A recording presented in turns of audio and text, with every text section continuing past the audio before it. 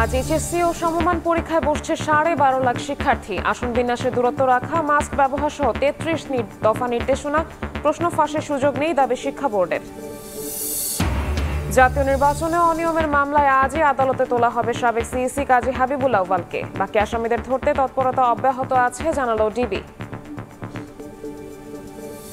সব ধরনের চালের তো দাম বাড়ছে, খাবো এখন আমরা কোনটা? জবাবদিহি করতে হয় না কারো কাছে, যে জন্য এইভাবে বাড়তি নিতে পারতেছে। ভরা মৌসুমেও চাল নিয়ে চালবাজি, কেজিতে দাম বেড়েছে 3 থেকে 8 টাকা। মিলার সিন্ডিকেটে জিম্মি ভোক্তা, মজুতদারের বিরুদ্ধে ব্যবস্থা নেওয়ার হুঁশিয়ারি ভোক্তার ডিজির। এবং ইসরায়েলের সঙ্গে যুদ্ধবিরতির পর আবারও আলোচনায় বসছে ইরান যুক্তরাষ্ট্র। পারমাণবিক কেন্দ্র ধ্বংসের দাবি মার্কিন গোয়েন্দা প্রধানের, ক্ষয়ক্ষতির কথা স্বীকার তেহরানের।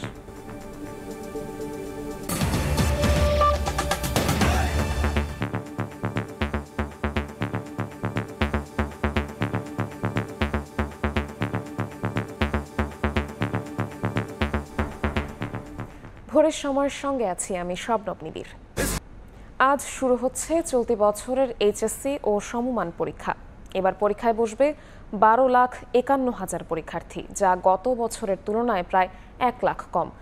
আসন বিন্যাসে দূরত্ব বজায় রাখা, মাস্ক ও হ্যান্ড স্যানিটাইজার ব্যবহার বাধ্যতামূলক সহ 33 দফা নির্দেশনা দিয়েছে আন্তঃশিক্ষা বোর্ড।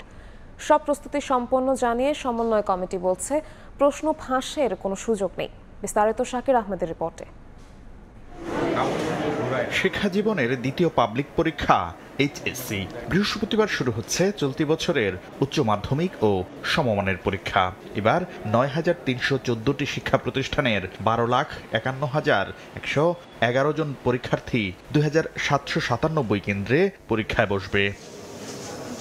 ইতোমধ্যেই কেন্দ্রে কেন্দ্রে পৌঁছে গেছে উত্তরপত্র সহ আনুষঙ্গিক সরঞ্জামাদি। কেন্দ্রের দায়িত্বপ্রাপ্তরা বলছেন, পরীক্ষা গ্রহণের শতভাগ প্রস্তুতি শেষ হয়েছে। সিট ফেলা থেকে শুরু করে পরিষ্কার পরিচ্ছন্ন থেকে শুরু করে সবগুলি আমরা সম্পন্ন করে ফেলেছি। করোনা এবং ডেঙ্গুর মহামারীর জন্য অভিভাবকরা যেন এসে গেটে বিল না করে। কারিগরি ও মাদ্রাসা বোর্ড সহ দেশের 11টি শিক্ষা বোর্ডের মধ্যে এবার সবচেয়ে বেশি পরীক্ষার্থী ঢাকা বোর্ডে, সবচেয়ে কম পরীক্ষার্থী বরিশাল বোর্ডে। আবারও করোনার চোখ রাঙানিতে দেশ, তাই কেন্দ্রে পরীক্ষার্থীদের 3 ফুট দূরত্বে বসানো, মাস্ক ও হ্যান্ড স্যানিটাইজার ব্যবহার বাধ্যতামূলক করা সহ 33 দফা নির্দেশনা দিয়েছে আন্তঃশিক্ষা বোর্ড সমন্বয় কমিটি। ডিস্টেন্স মেনটেন করতে বলেছি, মাস্ক ব্যবহার করতে বলেছি, হ্যান্ড স্যানিটাইজার ব্যবহার করতে বলেছি, পরীক্ষা কেন্দ্রের আশপাশে অহেতুক জট না পাকায় যাতে সেজন্য ব্যবস্থা নিতে বলেছি। আন্তঃশিক্ষা বোর্ড সমন্বয় কমিটি বলছে, পরিবর্তিত পরিস্থিতিতে প্রশ্নসহ পরীক্ষার বিভিন্ন সামগ্রীর নিরাপত্তায় নেওয়া হয়েছে বাড়তি সতর্কতা। আর প্রশ্ন ফাঁসের কোনো সুযোগ নেই বলেও দাবি সভাপতির। আমরা এই প্রশ্ন আউটের ঘটনাগুলো বা খবরকে আমরা গুজব মনে করে নিয়ে আগাবো। চলতি বছর পুনর্বিন্যাসকৃত সংক্ষিপ্ত সিলেবাসে সব বিষয়ে পূর্ণ নম্বর ও পূর্ণ সময়ে পরীক্ষা অনুষ্ঠিত হবে। শাকির আহমেদ, সময় সংবাদ, ঢাকা। জাতীয় নির্বাচনে অনিয়মের মামলায় এবার ডিবির জালে সাবেক সিইসি কাজী হাবিবুল আউয়াল। বুধবার রাজধানীর মগবাজার থেকে তাকে গ্রেফতারের পর ডিবি কার্যালয়ে নেওয়া হয়েছে। যুগ্ম পুলিশ কমিশনার মোহাম্মদ নাসিরুল ইসলাম জানান, বিতর্কিত নির্বাচনের অভিযোগে বিএনপি নেতার মামলার 20 নম্বর আসামি সাবেক সিইসিকে আজই তোলা হবে আদালতে। ডামি বা সাজানো নির্বাচন করার অভিযোগে সাবেক 3 সিইসি সহ 24 জনের নাম উল্লেখ করে রোববার শেরেবাংলানগর থানায় মামলা করেন বিএনপি নেতা সালাউদ্দিন খান, যেখানে 20 নম্বর আসামি সাবেক প্রধান নির্বাচন কমিশনার কাজী হাবিবুল আউয়াল। বসুন্ধরায় নিজ বাসভবন হলেও মগবাজারে আত্মগোপনে ছিলেন সাবেক সিইসি। বুধবার দুপুরে সেখান থেকেই তাকে গ্রেফতার করে ডিএমপির গোয়েন্দা বিভাগ। বৃহস্পতিবার তাকে আদালতে তোলা হবে। ভিন্ন একটি স্থান থেকে আমরা তাকে গ্রেফতার করেছি, অর্থাৎ তার অবস্থান তার নিজ বাসভবনে ছিল না। তা আমরা বলতে পারি যে হ্যাঁ, তিনি আত্মগোপনে ছিলেন। কাউকে গ্রেপ্তার পরবর্তী কিছু ইনিশিয়াল ম্যানেজমেন্ট থাকে, যে ম্যানেজমেন্টগুলোর মধ্যে তার মেডিকেল চেক আপ করা, আদার্স অন্য যে বিষয়গুলো থাকে, কিছু ডাটাবেজের কার্যক্রম থাকে, সেই কার্যক্রমগুলো যদি আমরা সমাপ্ত করতে পারি, তদন্তকারী কর্মকর্তা যদি মনে করে যে আজকে দিতে পারবে, তাহলে সেক্ষেত্রে হয়তো সেই ধরনের সিদ্ধান্ত আসতে পারে, না হলে আগামীকাল যাবে। 2014 সালের জাতীয় নির্বাচনে দায়িত্ব পালন করা তৎকালীন সিইসি কাজী রকিবউদ্দিন আহমেদ সহ বাকিদের ধরতেও গোয়েন্দা তৎপরতা অব্যাহত আছে বলেও জানায় ডিবি। অভিযুক্ত হিসাবে তাদের নাম এসেছে, যাদের নাম এসেছে তাদের সকলের ব্যাপারেই আমাদের আমাদের গোয়েন্দা তৎপরতা আছে, তাদের ব্যাপারে আমরা কার্যক্রম অব্যাহত রেখেছি। তাদের অবস্থান শনাক্ত করতে পারলে আইনানুগভাবে আমরা পদক্ষেপ গ্রহণ করব। এর আগে গত রোববার 2018 সালের জাতীয় নির্বাচনের সাবেক প্রধান নির্বাচন কমিশনার KM নুরুল হুদাকে ধরে পুলিশে দেয় জনতা। পরে এই মামলায় গ্রেফতার দেখিয়ে আদালতে তোলা হলে 4 দিনের রিমান্ডে রয়েছেন সাবেক এই CEC। জুম্মান সাদিক, জ্যাভলিন, সময় সংবাদ, ঢাকা। জাতীয় নির্বাচনের পর দলীয় সরকারের অধীনে হবে স্থানীয় নির্বাচন। জাতীয় নির্বাচনের আগে স্থানীয় নির্বাচনের প্রশ্নই ওঠে না, এমন মন্তব্য করেছেন বিএনপি নেতারা। আওয়ামী লীগের মতো গুন্ডা বাহিনী দিয়ে নির্বাচনে জেতা যাবে না বলেও সতর্ক করেছেন তারা। বুধবার দুপুরে রাজধানীর নয়াপল্টনে বিএনপির কেন্দ্রীয় কার্যালয়ে জুলাই গণ অভ্যুত্থানে আহত এবং তাদের পরিবারকে চিকিৎসা সহায়তা তুলে দেন দলের সিনিয়র যুগ্ম মহাসচিব রুহুল কবির রিজভী। ভারপ্রাপ্ত চেয়ারম্যান তারেক রহমান এবং আমরা বিএনপির পরিবারের পক্ষ থেকে এ সহায়তা দেওয়া হয়। এ সময় বক্তব্যে ক্ষমতা নয়, অপরাধ দেখে সরকারকে ব্যবস্থা নেওয়ার আহ্বান জানান রিজভী। আর স্থানীয় সরকার নির্বাচন নিয়ে জামাতের দাবির প্রতিক্রিয়ায় বলেন, আগে হবে সংসদ নির্বাচন, পরে নির্বাচিত সরকারের অধীনে হবে স্থানীয় ভোট। আমাদের বক্তব্য সুস্পষ্ট, প্রথমেই জাতীয় নির্বাচন দিতে হবে, কারণ একটি নির্বাচিত জাতীয় সরকার, সেই সরকারের অধীনে প্রতিটি নির্বাচন যদি হয় সেখানে ক্রেডিবিলিটি বাড়বে। সর্বাগ্রে জাতীয় নির্বাচন হওয়াটাই বাঞ্ছনীয়। এদিন সকালে জাতীয় প্রেস ক্লাবে গণতন্ত্র ফোরামের প্রতিবাদী যুব সমাবেশে অংশ নেন দলের চেয়ারপারসনের উপদেষ্টা জয়নুল আবদিন ফারুক। তিনি হুঁশিয়ার করে বলেন, আওয়ামী লীগের মতো গুন্ডা বাহিনী দিয়ে কোনো রাজনৈতিক দল যেন নির্বাচনে জেতার আশা না করে। 300 সিট পাবেন, কিসের ইঙ্গিত দিচ্ছেন? হাসিনার মতো দিনের ভোট রাতে করে মরা ব্যক্তির ভোট দিয়ে 10টা হুন্ডা গুন্ডা দিয়ে নির্বাচন কেন্দ্র দখল করে ক্ষমতা যাওয়ার আশা আর বাংলাদেশে কোনোদিনও করবেন না। আইন শৃঙ্খলা বাহিনীর যারা গুম, খুন, অন্যায়ের সঙ্গে জড়িত তাদের দ্রুত গ্রেফতারের দাবিও জানান বিএনপি নেতারা। শাতিলা শারমিন, সময় সংবাদ, ঢাকা। এদিকে জাতীয় নির্বাচনের আগে অন্তর্বর্তী সরকারের অধীনে স্থানীয় সরকার নির্বাচন চায় জামায়াত। বুধবার সিএসির সঙ্গে বৈঠক শেষে নির্বাচনে সবাইকে সমান সুযোগ দিতে লেভেল প্লেইং ফিল্ড নিশ্চিতের দাবি জানান দলটির নেতারা। একই সঙ্গে প্রবাসী ভোটারদের জন্য পোস্টাল এবং অনলাইন পদ্ধতিতে ভোট নেয়ার প্রস্তাব জামায়াতের। মঙ্গলবার রাজনৈতিক দল হিসেবে নিবন্ধন ফিরে পায় বাংলাদেশ জামায়াত ইসলামী। একই সঙ্গে দলটির দাঁড়িপাল্লা প্রতীক পুনর্বহাল করে প্রজ্ঞাপন জারি করে নির্বাচন কমিশন। এর পরদিনই বুধবার প্রধান নির্বাচন কমিশনারের সঙ্গে সাক্ষাৎ করতে ইসিতে আসে জামায়াতে ইসলামের 3 সদস্যের প্রতিনিধি দল। ঘণ্টাব্যাপী বৈঠক শেষে দলটির সহকারী সেক্রেটারি জেনারেল হামিদুর রহমান আজাদ জানান, জাতীয় নির্বাচনের আগে স্থানীয় সরকারের নির্বাচন চায় তার দল। লোকাল গভর্নমেন্ট ইলেকশন নিরপেক্ষ নির্দলীয় সরকারের অধীনে হয়, এটা ফেয়ার হবে, গ্রহণযোগ্য হবে, সেটা আমরা দাবি করেছি। আর ন্যাশনাল ইলেকশন সামনে হবে, ন্যাশনাল ইলেকশনের আগে আমাদের দাবি লোকাল গভর্নমেন্ট ইলেকশন করা। এটা এবারের জন্য, ভবিষ্যতের জন্য অন্তর্বর্তীকালীন সরকার বা যেই ফর্মে নিরপেক্ষ নির্দলীয় সরকার আসবে তার অধীনে করা। বলেন, বর্তমান কমিশনের পুনর্গঠন না চেয়ে তাদের উপর আস্থা রাখতে চায় জামায়াত। ভোটের মাঠে লেভেল প্লেইং ফিল্ড নিশ্চিতের দাবি জানান ইসির কাছে। পরিবেশ যদি এনশিওর করা না যায়, লেভেল প্লেইং ফিল্ড যেটা বলে, এটা যদি নিশ্চিত করা না যায়, তাহলে সেখানে নির্বাচন সুষ্ঠু, নিরপেক্ষ, গ্রহণযোগ্য হতে পারে না। অতীতের নির্বাচনগুলো তার প্রমাণ। কাগজে যেন না হয়, এটা যেন বাস্তব ময়দানে এবং ফিল্ডে হয়। আমার কাগজের সাথে বা যা লিখিত থাকবে সেটা মাঠের সাথে মিল থাকে। প্রবাসী ভোটারদের জন্য সহজ পদ্ধতি হিসেবে পোস্টাল ব্যালট এবং অনলাইন পদ্ধতিতে ভোট নিতে ইসির কাছে প্রস্তাব দেয় জামায়াত। অনলাইন ভোটার পদ্ধতি যেগুলো আছে। কাউসার চৌধুরী কুমু, সময় সংবাদ, ঢাকা। যে জাতি পরিবর্তনের জন্য রক্ত দিয়েছে তারা সুষ্ঠু নির্বাচনের জন্য রক্ত দিতে দ্বিধা করবে না বলে মন্তব্য করেছেন বাংলাদেশ জামায়াত ইসলামীর আমির ডক্টর শফিকুর রহমান। বুধবার সন্ধ্যায় রাজধানীর কাফরুল এলাকায় এক পথসভায় কথা বলেন জামায়াত আমির। এ সময় তিনি বলেন, ক্ষমতায় গেলে জামায়াতের প্রতিনিধিরা শোষক নয়, বরং জনগণের সেবক হবে। জামায়াত নেতাকর্মীদের প্রশ্নবিদ্ধ কাজ দেখলে সেগুলো ধরিয়ে দেওয়ার আহ্বান জানিয়ে জামায়াতের আমির বলেন, সমালোচনা থেকে শিক্ষা নিতে চায় তার দল।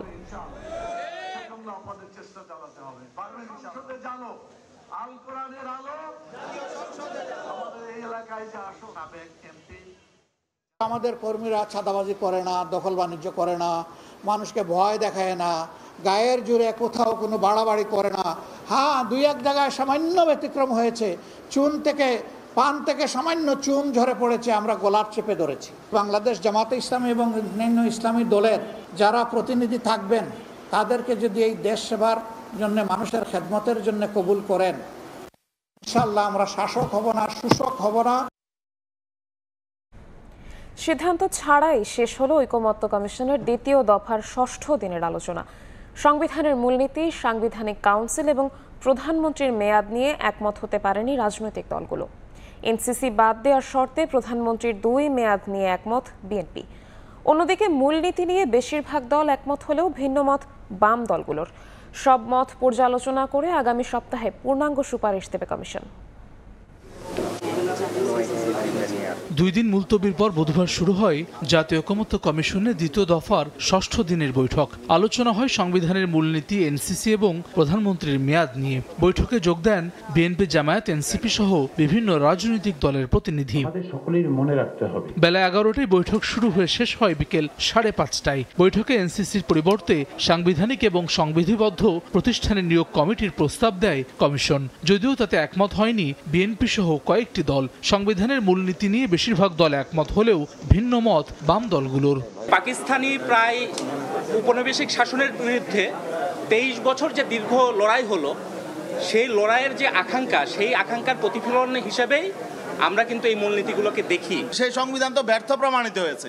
এখন আবার কেউ ৭২-এর সংবিধানের মূলনীতি এটা আবার রেখে দিয়ে তারা আবার নতুন দেশ চায়, এটা আমরা বুঝি না। যে কমিটিতে প্রধানমন্ত্রী থাকবেন, বিরোধী দলের নেতা থাকবেন, স্পিকার থাকবেন এবং বিরোধী দলের পক্ষ থেকে অন্যান্য দল থেকে একজন প্রতিনিধি থাকবেন। এদের মাধ্যমে যদি দুদকের চেয়ারম্যান, প্রধান নির্বাচন কমিশনার এবং পিএসসি চেয়ারম্যান সহ এই সাংবিধানিক পদগুলোতে নিয়োগ হয়, তাহলে তো নিরপেক্ষতাটা কিছুটা হলে রক্ষা হবে।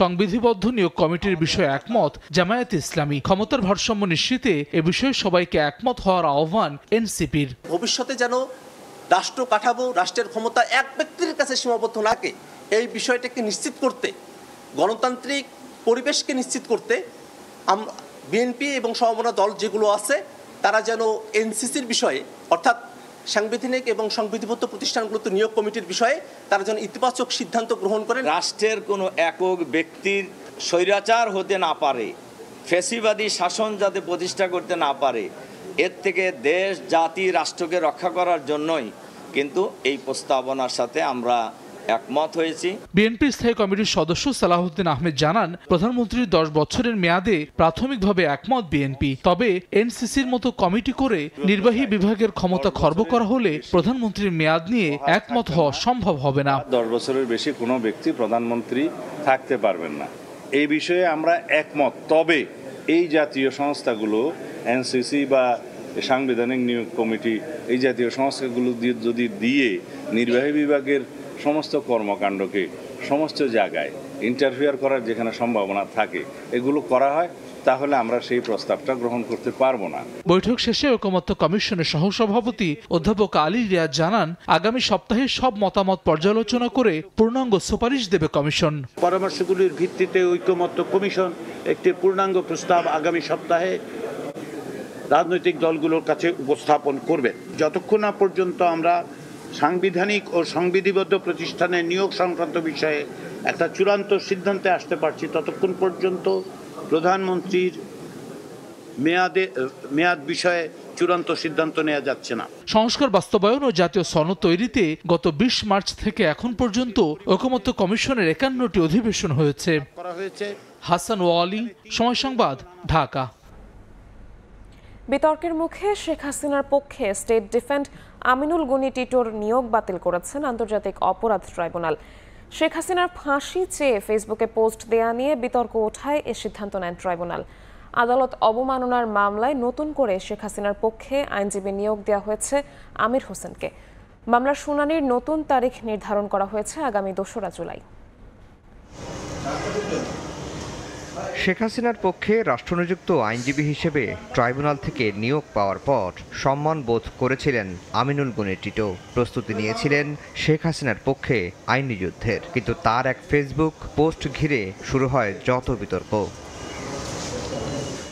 শেখ হাসিনার পতনের দিন আমিনুল গনি টিটো তার ফেসবুক পোস্টে লিখেছিলেন, মুক্তিযুদ্ধের চেতনা ধ্বংসকারী, খুনি, মিথ্যাবাদী শেখ হাসিনার ফাঁসি চান তিনি।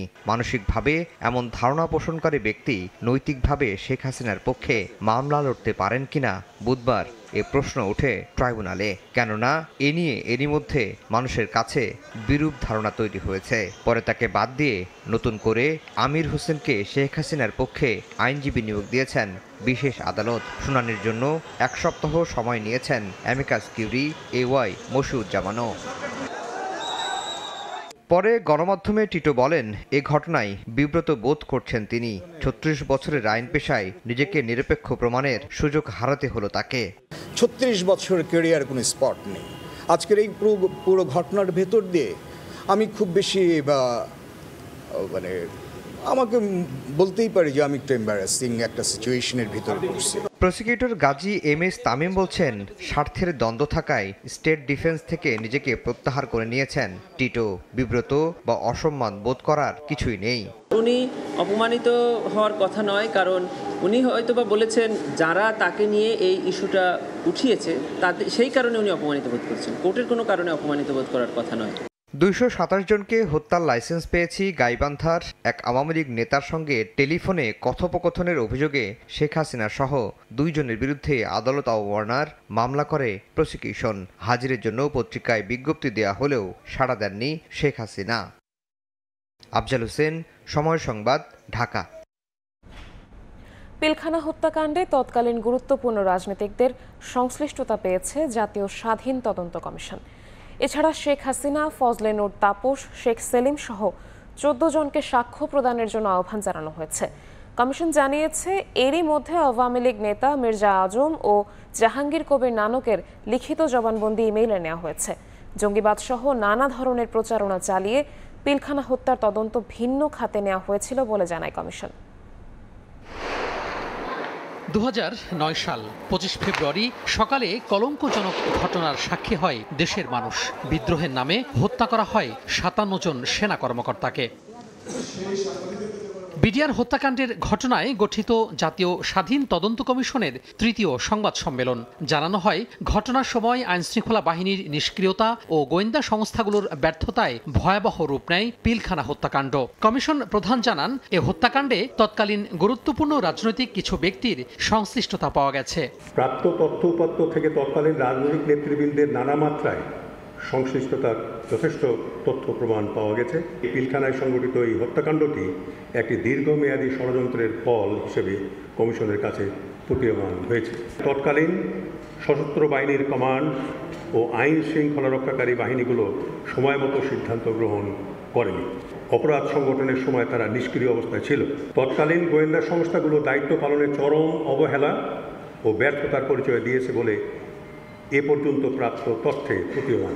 হত্যাকাণ্ড সংঘটিত হওয়ার পর ঘটনার কারণ ভিন্ন খাতে নেয়ার জন্য চাল ডাল কর্মসূচি, জঙ্গিবাদের সংশ্লিষ্টতা এবং মাদ্রাসায় পড়াশোনা সম্পন্ন করা জনবল নিয়োগের মতো বিভিন্ন বিষয় প্রচার করা হয়। তদন্তকে ভিন্ন খাতে প্রবাহিত করবার জন্য জঙ্গিবাদকে আনার চেষ্টা করা হয়েছে। মাদ্রাসার ছাত্রদেরকে ব্যাপকভাবে বিডিআরে নেওয়া হয়েছে 35%-এর মতো, এরকমও কথা বলা হয়েছে, কিন্তু পরে সেগুলো দেখা গেছে 12%-এর বেশি নয়। চাল ডালের বিষয় যেগুলোকে বেশি গুরুত্ব দিয়ে দেখার চেষ্টা করে তদন্ত এবং বিদেশি ষড়যন্ত্রের বিষয়টাকে উপেক্ষা করার চেষ্টা করা হয়েছে। দুটো তদন্ত প্রতিবেদনে বলা হয়েছে আরও তদন্ত প্রয়োজন, আরও তদন্ত প্রয়োজন, আরও তদন্ত প্রয়োজন প্রায় সব ক্ষেত্রে, কিন্তু আমরা এই কথা বলবো না, আমরা ফাইনাল উত্তর দেব, চূড়ান্ত উত্তর দেব।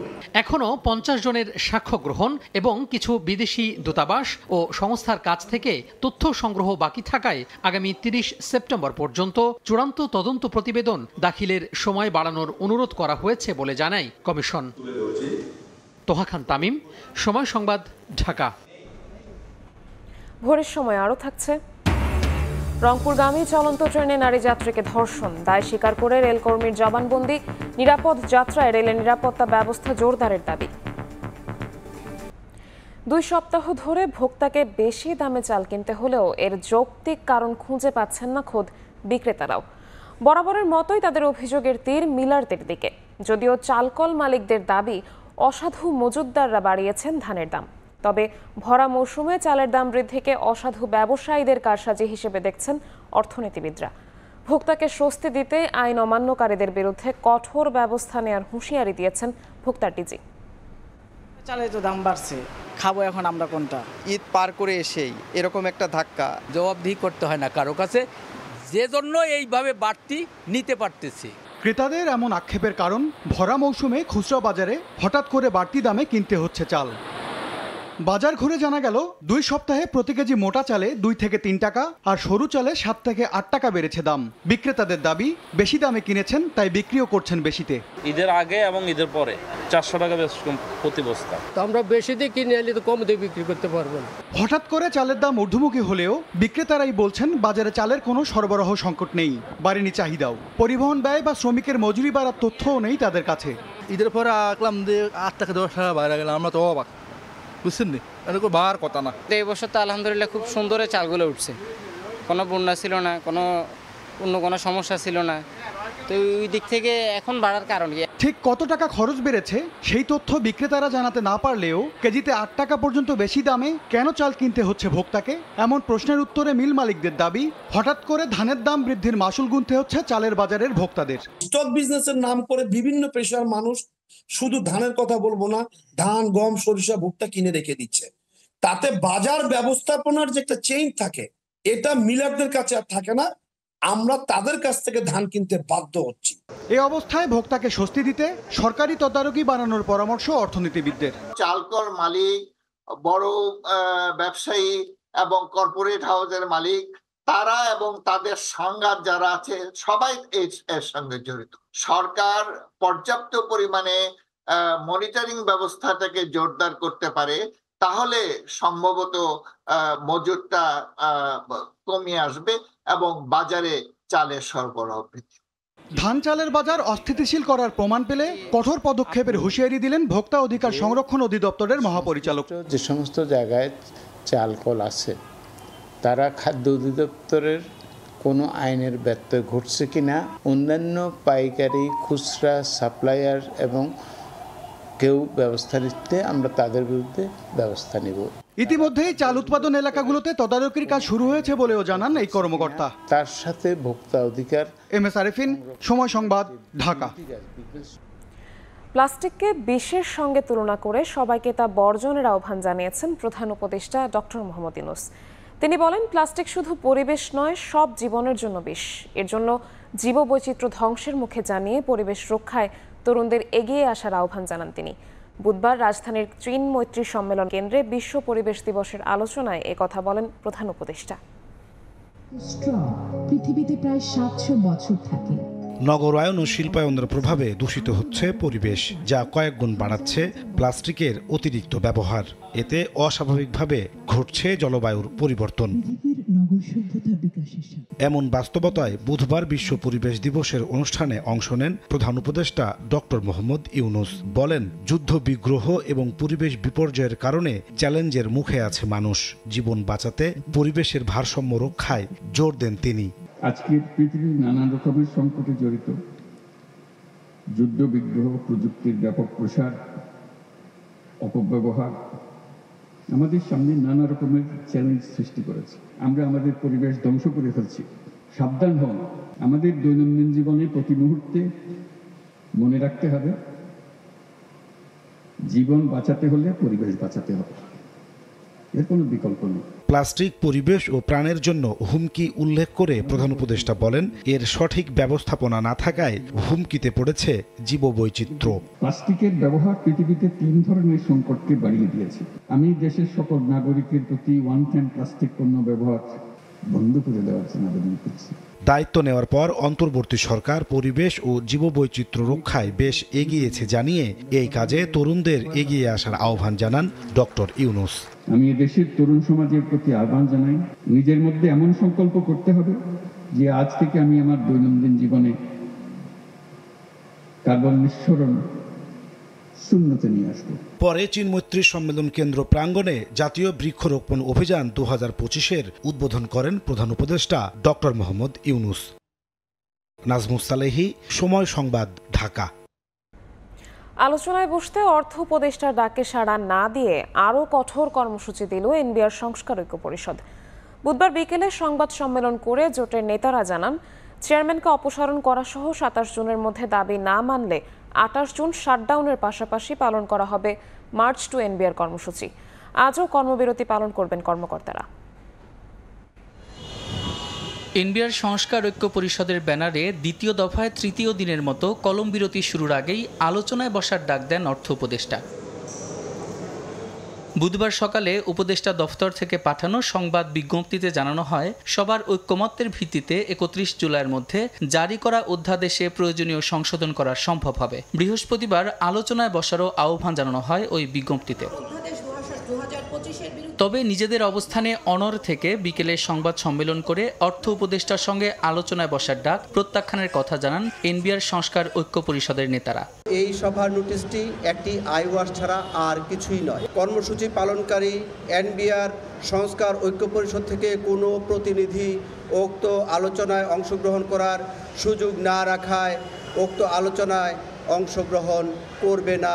এ সময় 27 জুনের মধ্যে এনবিআর চেয়ারম্যানকে অপসারণ করা সহ তাদের দাবি মেনে নেওয়া না হলে 28 জুন শাটডাউনের পাশাপাশি মার্চ টু এনবিআর কর্মসূচি পালনের হুঁশিয়ারি দেয় এনবিআর সংস্কার ঐক্য পরিষদ। এছাড়াও কর্মীদের বিরুদ্ধে কোনো ব্যবস্থা নিলে প্রতিহতের ঘোষণা দেন আন্দোলনকারীরা।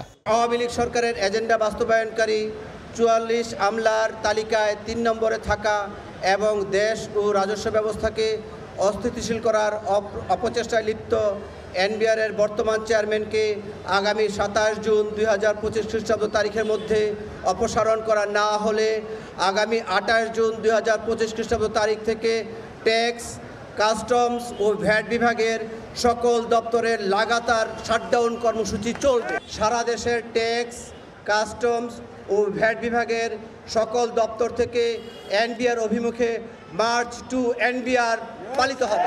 তবে আন্তর্জাতিক যাত্রী সেবা ও রপ্তানি কার্যক্রম এনবিআর কর্মকর্তা কর্মচারীদের কঠোর কর্মসূচির বাইরে থাকবে বলে জানানো হয়েছে। সাদিক হাসান ইমন, সময় সংবাদ, ঢাকা। কর্ণফুলী টানেল ও মেট্রো রেল নির্মাণে 1 টাকার জায়গায় 20 টাকা খরচ করা হয়েছে বলে জানিয়েছেন বাণিজ্য উপদেষ্টা শেখ বশির উদ্দিন। ঋণের টাকায় তৈরি করা অপ্রয়োজনীয় মেগা অবকাঠামো ভেঙে ফেলা উচিত বলেও মন্তব্য করেছেন তিনি। তবে সুনির্দিষ্ট কোনো প্রকল্পের নাম উল্লেখ করেননি। বুধবার বিকেলে রাজধানীর পল্টনে ইআরএফ মিলনায়তনে এক অনুষ্ঠানে বক্তব্য দেন উপদেষ্টা। বলেন, যে পরিমাণ অর্থনৈতিক দায় তৈরি করা হয়েছে সেটির কারণে এখন জাতীয় ব্যয়ের বড় অংশ চলে যাচ্ছে দেশি বিদেশি ঋণ মেটাতে। অর্থের জন্য আইএমএফ এর পেছনে না ঘুরে অভ্যন্তরীণ সক্ষমতা বাড়ানোর উপরও জোর দেন বাণিজ্য উপদেষ্টা। কর্ণফুলীর টানেল হোক, এমন উচ্চ মূল্যের বিনিয়োগ করেছি। ঋণের নামে আমরা মেট্রো রেল করতে যে 1 টাকার জিনিস 20 টাকায় করে আজকে আমাদের জাতীয় ব্যয়ের সর্ববৃহৎ ব্যয় হচ্ছে আমাদের দায় পরিশোধের জন্য। যেগুলো প্রয়োজন নাই এমন সব জিনিস যা করা হয়েছে যা কল্পনার ভিতরেও আসে না। আমার ব্যক্তিগত, এটা আমার মত, এটা সরকারের মত না, আমার ব্যক্তিগত মত হচ্ছে ভেঙে ফেলে। নতুন নেতৃত্ব পেল বৈষম্য বিরোধী ছাত্র আন্দোলন। সংগঠনটির প্রথম সম্মেলনে সভাপতি নির্বাচিত হয়েছেন রিফাত রশিদ ও সাধারণ সম্পাদক ইনামুল হাসান। বিতর্কের ঊর্ধ্বে থাকার চেষ্টা ও আর্থিক স্বচ্ছতা নিশ্চিত করার উপর জোর দেন সংগঠনটির নির্বাচিত সদস্যরা। জ্যেষ্ঠ নেতাদের অনেকেই জাতীয় নাগরিক পার্টিতে চলে যাওয়ায় বেশ কয়েকদিন ধরে কিছুটা নেতৃত্ব শূন্য ছিল বৈষম্য বিরোধী ছাত্র আন্দোলন। সেই শূন্যতা পূরণে প্রথমবারের মতো সংগঠনটির সম্মেলন অনুষ্ঠিত হলো বুধবার। নতুন কমিটিতে পদপ্রত্যাশীদের কয়েকজন জানান, জুলাইয়ের চেতনা এগিয়ে নিয়ে যাওয়াই তাদের মূল লক্ষ্য। বিশেষ করে আমরা কাজ করব আহত শহীদ পরিবার এবং যাদের এই বিচার এবং পুনর্বাসন নিয়ে এই কাজগুলো আমাদের। সমান অধিকার থাকবে, কোনো বৈষম্য থাকবে না, সেটা আমরা পৌঁছে দেওয়ার চেষ্টা করব। এমন একটা শক্ত এবং একটা নিরপেক্ষ অবস্থানে নিয়ে যাওয়া যেটা একটা যে কোনো রাজনৈতিক বা ছাত্র সংগঠনের জন্য একটা প্রেশার পয়েন্ট হিসেবে ফাংশন করতে পারে। এই গণঅভ্যুত্থানের এই ব্যানারকে আবার সবার কাছে ফিরিয়ে দেওয়ার জন্য, যাতে আবার সবাই দলমত ভুলে গিয়ে এই ব্যানারকে নিজের মনে করতে পারে। ২৬ জন কাউন্সিলরদের মধ্যে বুধবার ২১ জন তাদের ভোটাধিকার প্রয়োগের মাধ্যমে নতুন নেতৃত্ব বাছাই করেন। দুপুর ১২টায় শুরু হয়ে ভোট গ্রহণ শেষ হয় বিকেল ৫টায়। এরপর গণনা শেষে ঘোষণা করা হয় নির্বাচিতদের নাম। ২০২৫ কেন্দ্রীয় কাউন্সিলের নির্বাচিত যারা হয়েছেন ৪টি পদে তাদের নাম ঘোষণা করছি। ২১টি ভোটের মধ্যে ১৬টি ভোট পেয়ে সভাপতি পদে নির্বাচিত হয়েছেন রশিদুল ইসলাম ওরফে রিফাত রশিদ। সাধারণ সম্পাদক পদে ২৩টি ভোটের মধ্যে ১০ ভোট পেয়ে নির্বাচিত হয়েছেন শেখ ইনামুল হাসান ওরফে হাসান ইনাম। সাংগঠনিক সম্পাদক পদে ২৩ ভোটের মধ্যে ১৯ ভোট পেয়ে নির্বাচিত হয়েছেন মইনুল ইসলাম। মুখপাত্র পদে ২৩ ভোটের মধ্যে ১৭টি ভোট পেয়ে নির্বাচিত হয়েছেন সিনথিয়া জাহিন আয়েশা। নির্বাচিত সভাপতি ও সাধারণ সম্পাদক জানালেন সর্বোচ্চ দায়িত্বশীলতার মাধ্যমে দায়িত্ব পালন করবেন। হুঁশিয়ারি দেন দুর্নীতি ও চাঁদাবাজির বিরুদ্ধে জিরো টলারেন্সের। আমরা বৈষম্য বিরোধী ছাত্র আন্দোলনকে আবার নতুন করে ঢেলে সাজাবো। এবার আমাদের টপ প্রায়োরিটি হবে বৈষম্য বিরোধী ছাত্র আন্দোলনের ব্যানারকে ব্যবহার করে, প্ল্যাটফর্মকে ব্যবহার করে, পদ পদবীকে ব্যবহার করে কোনো প্রকার চাঁদাবাজি, দুর্নীতি বা কোনো প্রকার অনিয়ম করার ন্যূনতম সুযোগ আমরা দেব না। এই ব্যাপারে আমরা জিরো টলারেন্স নীতি গ্রহণ করছি। বিতর্কের ঊর্ধ্বে থাকার চেষ্টা ও আর্থিক স্বচ্ছতা নিশ্চিত করার উপরও জোর দেন সংগঠনের নির্বাচিত সদস্যরা। আতাউর কাউসার, সময় সংবাদ, ঢাকা। ভোরের সময় আরও থাকছে। ৩ বছরে পদ্মা সেতু, সড়ক পথে বদলে গেছে দক্ষিণের যোগাযোগ ব্যবস্থা। ২ কোটি যানবাহন পারাপার, ২৫০০ কোটি টাকা টোল আদায়। ঢাকা থেকে রংপুরগামী চলন্ত ট্রেনে এক নারী যাত্রীকে ধর্ষণের অভিযোগ উঠেছে। এ ঘটনায় ট্রেনের পিএ অপারেটর সাইফুল ইসলামকে গ্রেফতার করা হয়েছে। এদিকে নোয়াখালীর এক কিশোরীকে ঢাকার যৌনপল্লীতে বিক্রি করে দেওয়ার অভিযোগে এক যুবককে গ্রেফতার করা হয়েছে। এছাড়া রাজধানীর মোহাম্মদপুরে স্কুল ছাত্রীকে ধর্ষণের অভিযোগে এক শিক্ষককে গ্রেফতার করেছে পুলিশ। রাজধানী থেকে ট্রেনে করে গ্রামের বাড়ি ফিরছিলেন এক নারী। পথে চলন্ত ট্রেনে শিকার হন ধর্ষণের। এ ঘটনায় ট্রেনের পিএ অপারেটর সাইফুল ইসলামকে গ্রেপ্তার করে পুলিশ। বুধবার রাতে কমলাপুর রেলওয়ে স্টেশনে সাংবাদিকদের পুলিশ জানায়, রাজধানীর কমলাপুর থেকে রংপুর এক্সপ্রেস ট্রেন উত্তরবঙ্গের উদ্দেশ্যে যাত্রা করে। পথে চলন্ত ট্রেনে কেবিনের টয়লেটে ঢুকে ট্রেনটির পিএ অপারেটর সাইফুল ইসলাম এক নারীকে ধর্ষণ করে বলে অভিযোগ ওঠে। এ ঘটনায় গ্রেপ্তার রেলকর্মী ধর্ষণের দায় স্বীকার করে জবানবন্দি দিয়েছে বলে জানিয়েছে পুলিশ। অভিযোগটা হলো তাকে রংপুর এক্সপ্রেস ট্রেনের টয়লেটের ভিতরে নিয়ে ধর্ষণ করেছে।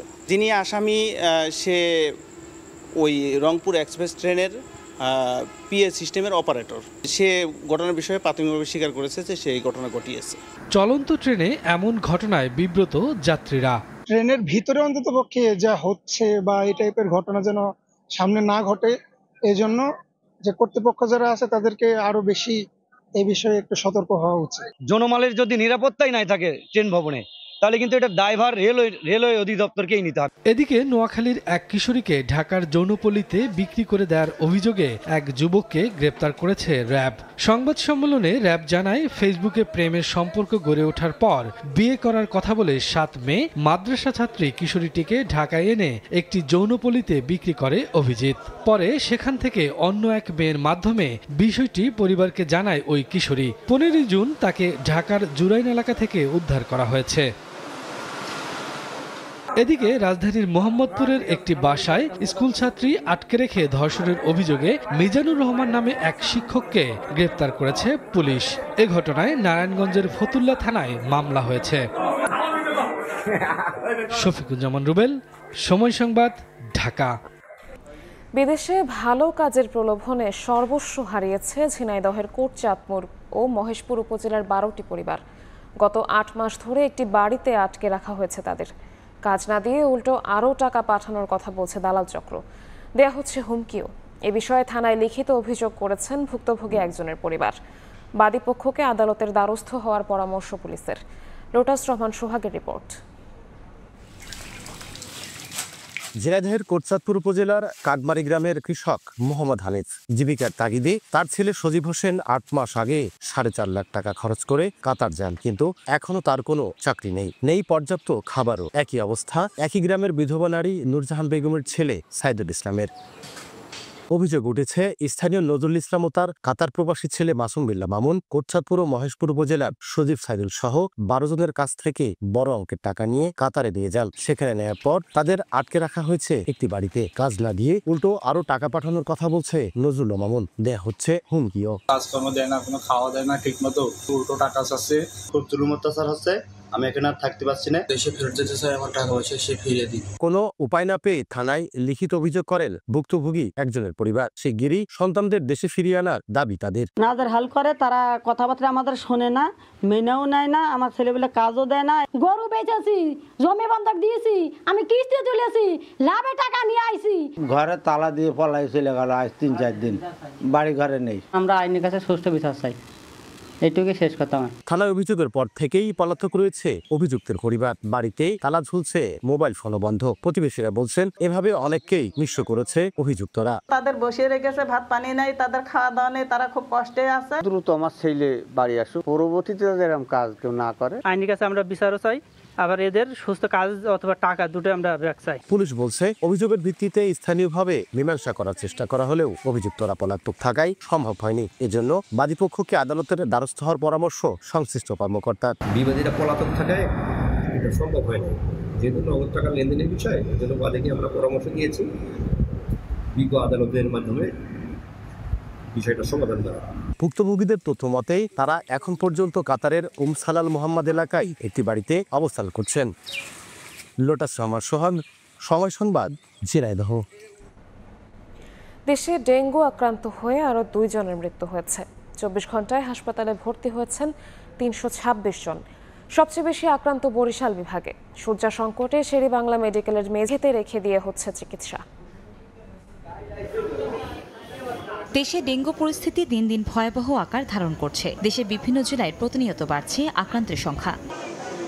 গত 24 ঘন্টায় রাজশাহী মেডিকেল কলেজ হাসপাতালে এক ব্যক্তি চিকিৎসাধীন অবস্থায় মারা গেছেন। বর্তমানে হাসপাতালটিতে শিশুসহ 5 জন ডেঙ্গু রোগী চিকিৎসা নিচ্ছেন। এদিকে বরিশাল জেলায় লাফিয়ে লাফিয়ে বাড়ছে ডেঙ্গু আক্রান্তের সংখ্যা। শয্যা সংকটে বরিশাল শেরেবাংলা মেডিকেল কলেজ হাসপাতালের মেডিসিন ভবনের মেঝেতে শুয়ে চিকিৎসা নিচ্ছেন রোগীরা। গত 24 ঘন্টায় বরিশাল বিভাগের রেকর্ড সংখ্যক 157 জন নতুন করে ডেঙ্গুতে আক্রান্ত হয়েছেন। এই বিভাগের 6 জেলার বিভিন্ন হাসপাতালে চিকিৎসাধীন আছেন 450-র বেশি রোগী। বরিশালের 500 বেডের হাসপাতালে রোগীর চাপে হিমশিম অবস্থা কর্তৃপক্ষের। ডাক্তার রিপোর্ট করছে, রিপোর্টের মাধ্যমে ডেঙ্গু ধরা গেছে। চিকিৎসা চলে, কিন্তু এই মশার জোশরে এমনি জায়গায় খুব একটা বিচ্ছিরি। আমাদের শেরেবাংলা মেডিকেল কলেজে আসলে আমরা রোগী ফেরত দেই না, যত রোগী আছে তত রোগী চিকিৎসা দিই। তো সেক্ষেত্রে হাসপাতালের বেডে যদি আমাদের জায়গা না হয় সেক্ষেত্রে মেঝেতে থাকে, এবং যারা হাসপাতালের বেডে আছে তাদের তো নামাই দেওয়া যায় না। তো চিকিৎসা এভাবেই চলছে, চিকিৎসা চলবে। এদিকে ডেঙ্গু পরিস্থিতির সবচেয়ে বেশি অবনতি হয়েছে বরগুনায়। রোগীর চাপে যেন তিল ধারণের ঠাঁই নেই জেনারেল হাসপাতালে। চলতি মৌসুমে এ জেলায় ডেঙ্গুতে আক্রান্ত 2500 মানুষ। ডেঙ্গু পরিস্থিতি নিয়ন্ত্রণে মশক নিধন, পরিচ্ছন্নতা কার্যক্রম বাড়ানো হয়েছে বলে জানায় বরিশাল সিটি কর্পোরেশন। আমাদের নগরবাসীর প্রতি আমাদের সবিনয় অনুরোধ, আপনারা দয়া করে প্রত্যেকে একটু সতর্ক হন এবং ড্রেনটাকে পরিষ্কার রাখতে দিন। ড্রেনে যদি ময়লাটা আটকে না থাকে, পানিটা আটকে না থাকে, তাহলে ডেঙ্গু উৎপাদন এমনিতেই বন্ধ হয়ে যাবে। স্বাস্থ্য অধিদপ্তরের তথ্য মতে চলতি বর্ষা মৌসুমে বরিশাল ও বরগুনায় ডেঙ্গুতে 9 জনের মৃত্যু হয়েছে। আক্রান্ত হয়েছেন প্রায় 4000 মানুষ। কনক আজাদ, সময় সংবাদ। চিকিৎসক সহ জনবল সংকটে মেহেরপুর গাংনী উপজেলা স্বাস্থ্য কমপ্লেক্স। ওষুধ সহ মিলছে না কাঙ্ক্ষিত চিকিৎসা সেবা, অভিযোগ রোগীদের। যদিও সমস্যা সমাধানের চেষ্টা চলছে বলে জানিয়েছেন সিভিল সার্জন। বেনিয়ামিনের পাঠানো তথ্য ও ছবিতে রিপোর্ট। দীর্ঘ লাইনে দাঁড়িয়ে টিকিট কাটা, এরপর আবারও অপেক্ষা চিকিৎসা সেবা পাওয়ার। দুর্ভোগের যেন শেষ নেই মেহেরপুরের গাংনী উপজেলা স্বাস্থ্য কমপ্লেক্সে। 1963 সালে প্রতিষ্ঠিত গাংনী উপজেলা স্বাস্থ্য কমপ্লেক্সটি 31 শয্যা থেকে 50 শয্যায় উন্নীত হয় 2006 সালে, কিন্তু সেই অনুপাতে নিয়োগ দেওয়া হয়নি জনবল। হাসপাতালটিতে 26 পদের বিপরীতে আছেন মাত্র 5 জন চিকিৎসক। বন্ধ অপারেশন থিয়েটার ও নষ্ট জেনারেটর। অতিরিক্ত রোগীর চাপ সামলাতে হিমশিম অবস্থা। রয়েছে ওষুধ না পাওয়ার অভিযোগও। রোগীর হার খুবই বেশি, তাতে আমি 1 ঘন্টা হয়ে গেল দাঁড়িয়ে আছি। ডাক্তার আমাকে 5টা ওষুধের কথা লিখছে, আমি স্টোরে আসছি, তারা বলছে স্টোরে থেকে পাওয়া যাবে না। বারান্দায় বসে আছি, ভিতরে হয়েছে বেড নাই। একসঙ্গে ধরেন 10টা রুগী আসলো, আমার সিস্টার 3টা, 10টা রুগীর কাছে তো আমার সিস্টার একসঙ্গে যেতে পারবে না। অ্যানেস্থেসিওলজিস্ট উনি এখানে এই পদটি ওনার শূন্য আছে, এই কারণে ওটি আমাদের বেশ কিছুদিন প্রায় 2 বছরের ওপরে বন্ধ আছে। অপ্রতুলতার কথা স্বীকার করে দ্রুত সমস্যা সমাধানের আশ্বাস সিভিল সার্জনের। ঊর্ধ্বতন কর্তৃপক্ষকে জানিয়েছে, আশ্বস্ত করেছেন যে চেষ্টা করা হচ্ছে, পেলে আমরা চালু করতে পারবো। আর মেডিকেল অফিসার আসলে যা আছে একটু কমই আছে, এর মধ্যে সেবা দিচ্ছে, কষ্ট হচ্ছে, ওইটাও নিয়োগ প্রক্রিয়া আছে, নিয়োগ হলে আসলে ডাক্তার পাওয়া যাবে আশা করি, এবং এই সমস্যাগুলো সমাধান হবে আর কি। প্রতিদিন হাসপাতালে 400 থেকে 500 রোগী চিকিৎসা সেবা নিয়ে থাকেন। বেনিয়ামিন, সময় সংবাদ, মেহেরপুর। কোথাও পলেস্তারা খসে পড়ে বেরিয়ে এসেছে রড, আবার কোথাও দরজা জানালা ভাঙা। খুলনা অঞ্চলের সরকারি কর্মকর্তা কর্মচারীদের জন্য নির্মিত স্টাফ কোয়ার্টারগুলোর এখন বেহাল দশা। দীর্ঘদিনেও হয়নি সংস্কার, হয়নি নতুন ভবন নির্মাণ। এমন বাস্তবতায় ঝুঁকি নিয়েই বসবাস করছেন কেউ কেউ। যদিও গণপূর্ত বিভাগ বলছে নতুন ভবন নির্মাণের পরিকল্পনা রয়েছে। নিয়ামুল হোসেন কোচির ছবিতে বেলাল হোসেন সজলের রিপোর্ট। ৩৯ একরের খুলনার জোড়াগেট এলাকার সিএন্ডবি কলোনিতে বাস করছেন হাজারো মানুষ। 60-এর দশকে সরকারি কর্মকর্তা কর্মচারীদের জন্য 5টি ক্যাটাগরিতে নির্মিত হয় 51টি ভবন। রক্ষণাবেক্ষণের অভাবে 1 যুগ আগেই অনেক ভবন বসবাসের অযোগ্য হয়ে পড়ে। বর্তমানে 28টি ভবনকে ঝুঁকিপূর্ণ ও বসবাসের অযোগ্য ঘোষণা করেছে গণপূর্ত বিভাগ। তবে বাকি ভবনগুলোর অবস্থাও নাজুক। কোথাও পলেস্তারা খসে পড়ে বেরিয়ে এসেছে রড, দরজা জানালা ভাঙা, দেয়ালে স্যাঁতস্যাঁতে পরিবেশ। বর্ষা মৌসুমে তৈরি হয় জলাবদ্ধতা, সঙ্গে যুক্ত হয় সাপ, পোকামাকড় আর মশার উপদ্রব। অনেকগুলো বিল্ডিং আছে যেগুলো ভাঙা, অনেক ভাঙা, মানে একটু ভূমিকম্প হলে সাথে সাথে যে কোনো মুহূর্তে একটা বড় দুর্ঘটনা ঘটতে পারে। পরিত্যক্ত ঘোষণা দেয়া লাগতো না, কিন্তু কোনো রিপেয়ার করে না, কোনো কাজ করে না, খালি এত সুন্দর সুন্দর বিল্ডিংগুলোরে বন্ধ করে রাখছে। চোর ডাকাত, মাদক ব্যবসায়ী, খুনি, ডাকাত মাকাত সবই এই অঞ্চলে বসবাস করে, কোনো ভালো লোকজন নাই। নোটিশ লাগাই দিয়ে গেছে, আবার নোটিশ খুলে নিয়ে গেছে। এটা থাকা তো ফ্যামিলির জন্য খুব ঝুঁকিপূর্ণ, বাচ্চা কাচ্চা নিয়ে থাকা খুবই ঝুঁকিপূর্ণ। যতটা সম্ভব যার কর্মস্থল কাছাকাছি এরা এখানে থাকার চেষ্টা করতেছে। রড সিমেন্ট ভেঙে ভেঙে পড়ছে, যে কোনো সময় আমাদের বাচ্চা কাচ্চা খেলাধুলা করতে নামে বা স্কুল কলেজে যায়, তাদের যে কোনো সময় একটা অ্যাক্সিডেন্ট হইতে পারে। উদ্বেগের বিষয় হলো কর্তৃপক্ষের চোখের সামনেই ঝুঁকিপূর্ণ পরিত্যক্ত ভবনে চরম ঝুঁকি নিয়ে বসবাস করছেন বহিরাগতরা। নিজের জীবনের রিস্ক নিয়ে থাকতে দেখা যায় ওইসব বিল্ডিংয়ে পানির লাইন কাটা আছে, বিদ্যুতের লাইন কাটা। অনেক সাইড থেকে আসে কিরাম হবে, এটা কিরামের একটা আস্থানা হয়ে যাবে। ভেঙে যদি এখানে নতুন বিল্ডিং করা হয় তাহলে এখানে খুব সুন্দর পরিবেশ হবে। গণপূর্ত বিভাগ বলছে আধুনিক সুযোগ সুবিধা সম্বলিত নতুন কলোনি গড়ার জন্য তৈরি হয়েছে মাস্টার প্ল্যান। নকশা প্রণয়ন সম্পন্ন হলে ডিপিপি প্রণয়ন করে আমরা পরিকল্পনা কমিশন প্রেরণ করার জন্য কাজ করছি। আন্তঃমন্ত্রণালয় কার্যক্রমের অংশ হিসেবে বিভিন্ন দপ্তরে জমি হস্তান্তরের ফলে এখন সিএনবি কলোনির আয়তন কমে দাঁড়িয়েছে 28.28 একরে। বেলাল হোসেন সজল, সময় সংবাদ, খুলনা। পিলার ও ছাদে ফাটল, দেয়াল থেকে খসে পড়েছে পলেস্তারা। জরাজীর্ণ ভবনে চলছে বাগেরহাটে সদর উপজেলার এসিল্যান্ড ও ইউনিয়ন ভূমি অফিসের কার্যক্রম। কক্ষ সংকটে বসতেও পারেন না কর্মচারী ও সেবা প্রত্যাশীরা। নথি নষ্ট হওয়ার পাশাপাশি সেবা কার্যক্রম ব্যাহত হওয়ার কথা জানান সংশ্লিষ্টরা। তবে নতুন ভবন নির্মাণে মন্ত্রণালয়ে লিখিতভাবে জানানো হয়েছে বলে জানান উপজেলা নির্বাহী কর্মকর্তা। আলী আকবর টুটুলের পাঠানো তথ্য ও আমিনুল ইসলামের ছবি নিয়ে রিপোর্ট। জরাজীর্ণ ভবনে চলছে সরকারি কাজ, পিলার ও ছাদে ফাটল, দেয়াল থেকে খসে পড়ছে পলেস্তারা। বাগেরহাট পৌরসভার পুরাতন বাজার এলাকায় ভূমি বিভাগের সদর উপজেলার সহকারী কমিশনার কার্যালয় ও সদর ইউনিয়ন ভূমি অফিসে 2টি ভবন। অবকাঠামোর বেহাল দশায় চাহিদা অনুযায়ী সেবা দিতে পারছেন না কর্মকর্তা কর্মচারীরা। বর্ষায় দেয়াল ও ছাদ দিয়ে পানি পড়ে আসবাবপত্র ও প্রয়োজনীয় নথিপত্র নষ্ট হচ্ছে। কক্ষ সংকটে বসতেও পারছেন না কর্মচারী ও সেবা প্রত্যাশীরা। ঝুঁকি নিয়ে চলছে 9 ধরনের সেবা প্রদান। বসার জায়গাটাই নাই এবং যে পাবলিক সেবা দিতে গেলে আমাদের নানান রকমের বিভ্রান্তিতে পড়তে হয়। কাজের লোড এত বেশি, কিন্তু সেই হিসাবে আমাদের অফিসটা খুবই ছোট হয়ে গেছে। এখানে এ জায়গায় আমরা এসে ভোগান্তিতে পড়ি, তাদের যাতে ভিতরে বর্ষা হলে ভিতরে পানি পড়ে। আমরা এখানে সবসময় আপডেট করে খাজনাপাতি দেই, কিন্তু আমাদের সেবা গ্রহীতার জায়গাটা এত জরাজীর্ণ, এটা অবশ্যই সংস্কার করা প্রয়োজন। অবকাঠামোর সংকটে নথি নষ্ট হওয়ার পাশাপাশি সেবা কার্যক্রম ব্যাহত হওয়ার কথা জানান সংশ্লিষ্টরা। আমাদের নিজেরই আসলে কোনো কাগজপত্র রাখা, কোনো একটা র্যাক রাখা, কোনো কিছু রাখা, উপরে রেকর্ড রুমের অবস্থাও খুবই খারাপ, যেখানে পানি পড়ে অধিকাংশ কাগজপত্র নষ্ট হয়ে যায়। তবে নতুন ভবন নির্মাণে মন্ত্রণালয়ে লিখিতভাবে জানানো হয়েছে বলে জানান উপজেলা নির্বাহী কর্মকর্তা। নতুন বিল্ডিং করার জন্য প্রস্তাব অলরেডি পাঠিয়েছি। আমরা আশা করি এটা খুব দ্রুত কার্যক্রম শুরু হবে এবং শুরু হলে আমাদের বাগেরহাট মানুষের ভূমি সেবা সংক্রান্ত সেবাটা আর সহজে আমাদের ভূমি অফিস থেকে দিতে পারবে। বাগেরহাট সদর উপজেলা 10টি ইউনিয়নের মধ্যে 5টিতে ভূমি অফিস রয়েছে, বাকি 5টিতে নেই কোনো কার্যালয়। সময় সংবাদ, বাগেরহাট। ভোরের সময় আরও থাকছে।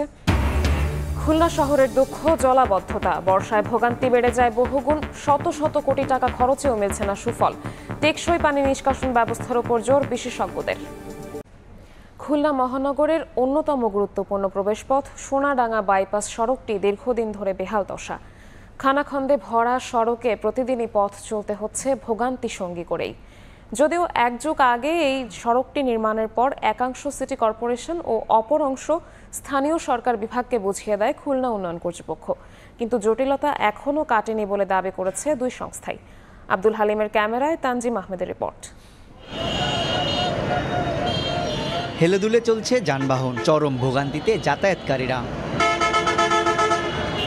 খুলনা নগরীর অন্যতম গুরুত্বপূর্ণ প্রবেশদ্বার সোনাডাঙ্গা বাইপাস সড়কের এমন চিত্র বছরের পর বছর। 2.16 কিলোমিটার সড়কটির প্রায় পুরোটাই জুড়ে বড় বড় গর্ত আর খানাখন্দে ভরা। ভাঙাচোরা সড়কে ক্রমাগত ঝুঁকিতে নাজেহাল অবস্থা চালক, হেলপার, যাত্রী সবার। প্রায় ঘটছে দুর্ঘটনাও। বিকল্প না থাকায় সড়কটি দিয়ে নগরে প্রবেশ করে 18টি জেলার পরিবহন সহ পণ্যবাহী যানবাহন। অনেক ধরনের বিপদে আমরা পতিত হই। একটু বৃষ্টিতে জলাবদ্ধতা। রোডটা অরিজিনাল কার এখন আমরা এটা জানি না, আমরা এই নিয়ে বারবার মানববন্ধন করে যাচ্ছি। অনেক রিক্সা গাড়ি চালাই, দেখা গেছে পোল্ট্রি খাওয়ার চান্সও আছে, এই রাস্তায় এরকম গাড়াও আছে। প্রতিদিন পাতি ভাঙতেছে এই কারণে, এই রোডের কারণে। ভালো কাপড় চোপড় পরে বেরোলেও অবস্থা খারাপ হয়ে যায়। প্রতিনিয়তই দুই একটা গাড়ি এখানে নষ্ট হয়ে পড়ে থাকে। আমরা চাই যে দ্রুতভাবে যে এটা একটা মেরামত হোক বা সুন্দরভাবে করা হোক। কিন্তু প্রশ্ন হচ্ছে দীর্ঘদিনেও এই সড়কে কেন কোনো সংস্কার হয় না? জানা যায় সড়কটির দায়িত্ব কোনো সংস্থা বুঝে না নেওয়ায় দীর্ঘ এক যুগেরও বেশি সময় ধরে চলে আসছে এই জটিলতা। খুলনা উন্নয়ন কর্তৃপক্ষের দাবি 2013 সালে সড়কটি নির্মাণের পর 1380 মিটার এলজিইডির কাছে এবং 780 মিটার খুলনা সিটি কর্পোরেশনের কাছে হস্তান্তর করা হয়। এসএসসি তাদের স্টেট অফিসারকে এটা বুঝে নেওয়ার জন্য আমাদেরকে আবার জানায় চিঠি দিয়ে রাস্তা এবং কালভার্ট এবং ব্রিজের আনুষঙ্গিক এবং লাইট টাইট সহ তাদেরকে অফিসিয়ালি বুঝিয়ে দিই। যদি কোনো প্রতিবন্ধকতা থাকে কাজ করতে যে সেক্ষেত্রে আমাদের যে সহযোগিতা লাগবে আমরা 100 ভাগ দিতে সেটা সবসময় রাজি আছি। তবে কাগজের সঙ্গে বাস্তবের মিল না থাকায় বুঝে নিতে অস্বীকৃতি জানায় কেসিসি। আর একই রকম সমস্যার কথা জানিয়ে এলজিইডি বলছে জনস্বার্থে নেওয়া হচ্ছে পরিকল্পনা। কেডিএকে অনুরোধ করেছি আমাদেরকে 60 ফিট রাস্তা বুঝিয়ে দেওয়ার জন্য। এটা যত দ্রুত বুঝাই দেবে আমরা তত দ্রুত এই কাজের ড্রয়িং এবং এস্টিমেট তৈরি করে আমরা টেন্ডারে যেতে পারবো এবং কাজটা শুরু করে শেষ করতে পারবো। সড়কের যান চলাচল উপযোগী করব সেরকম আমাদের পরিকল্পনায় আছে এবং আমরা এটা যত দ্রুত সম্ভব এটা বাস্তবায়নের চেষ্টা করব। প্রতিদিন সহস্রাধিক যানবাহন চলাচলের এই সড়কটি 2013 সালে 21 কোটি টাকা ব্যয় নির্মাণ করে খুলনা উন্নয়ন কর্তৃপক্ষ। তানজিম আহমেদ, সময় সংবাদ, খুলনা। সড়কপথে রাজধানীর সঙ্গে দক্ষিণাঞ্চলের যোগাযোগ ব্যবস্থায় সম্ভাবনার দুয়ার খোলা পদ্মা সেতুর 3 বছর পূর্তি আজ। 2022 সালের 26 জুন পদ্মা সেতুতে শুরু হয় যান চলাচল। এরপর 3 বছরে টোল আদায় হয়েছে 2,504,67,62,800 টাকা। যান পারাপার হয়েছে 1,94,71,692টি। নাসিরুদ্দিন উজ্জ্বলের রিপোর্ট, ছবি তুলেছেন আবু সাইদ।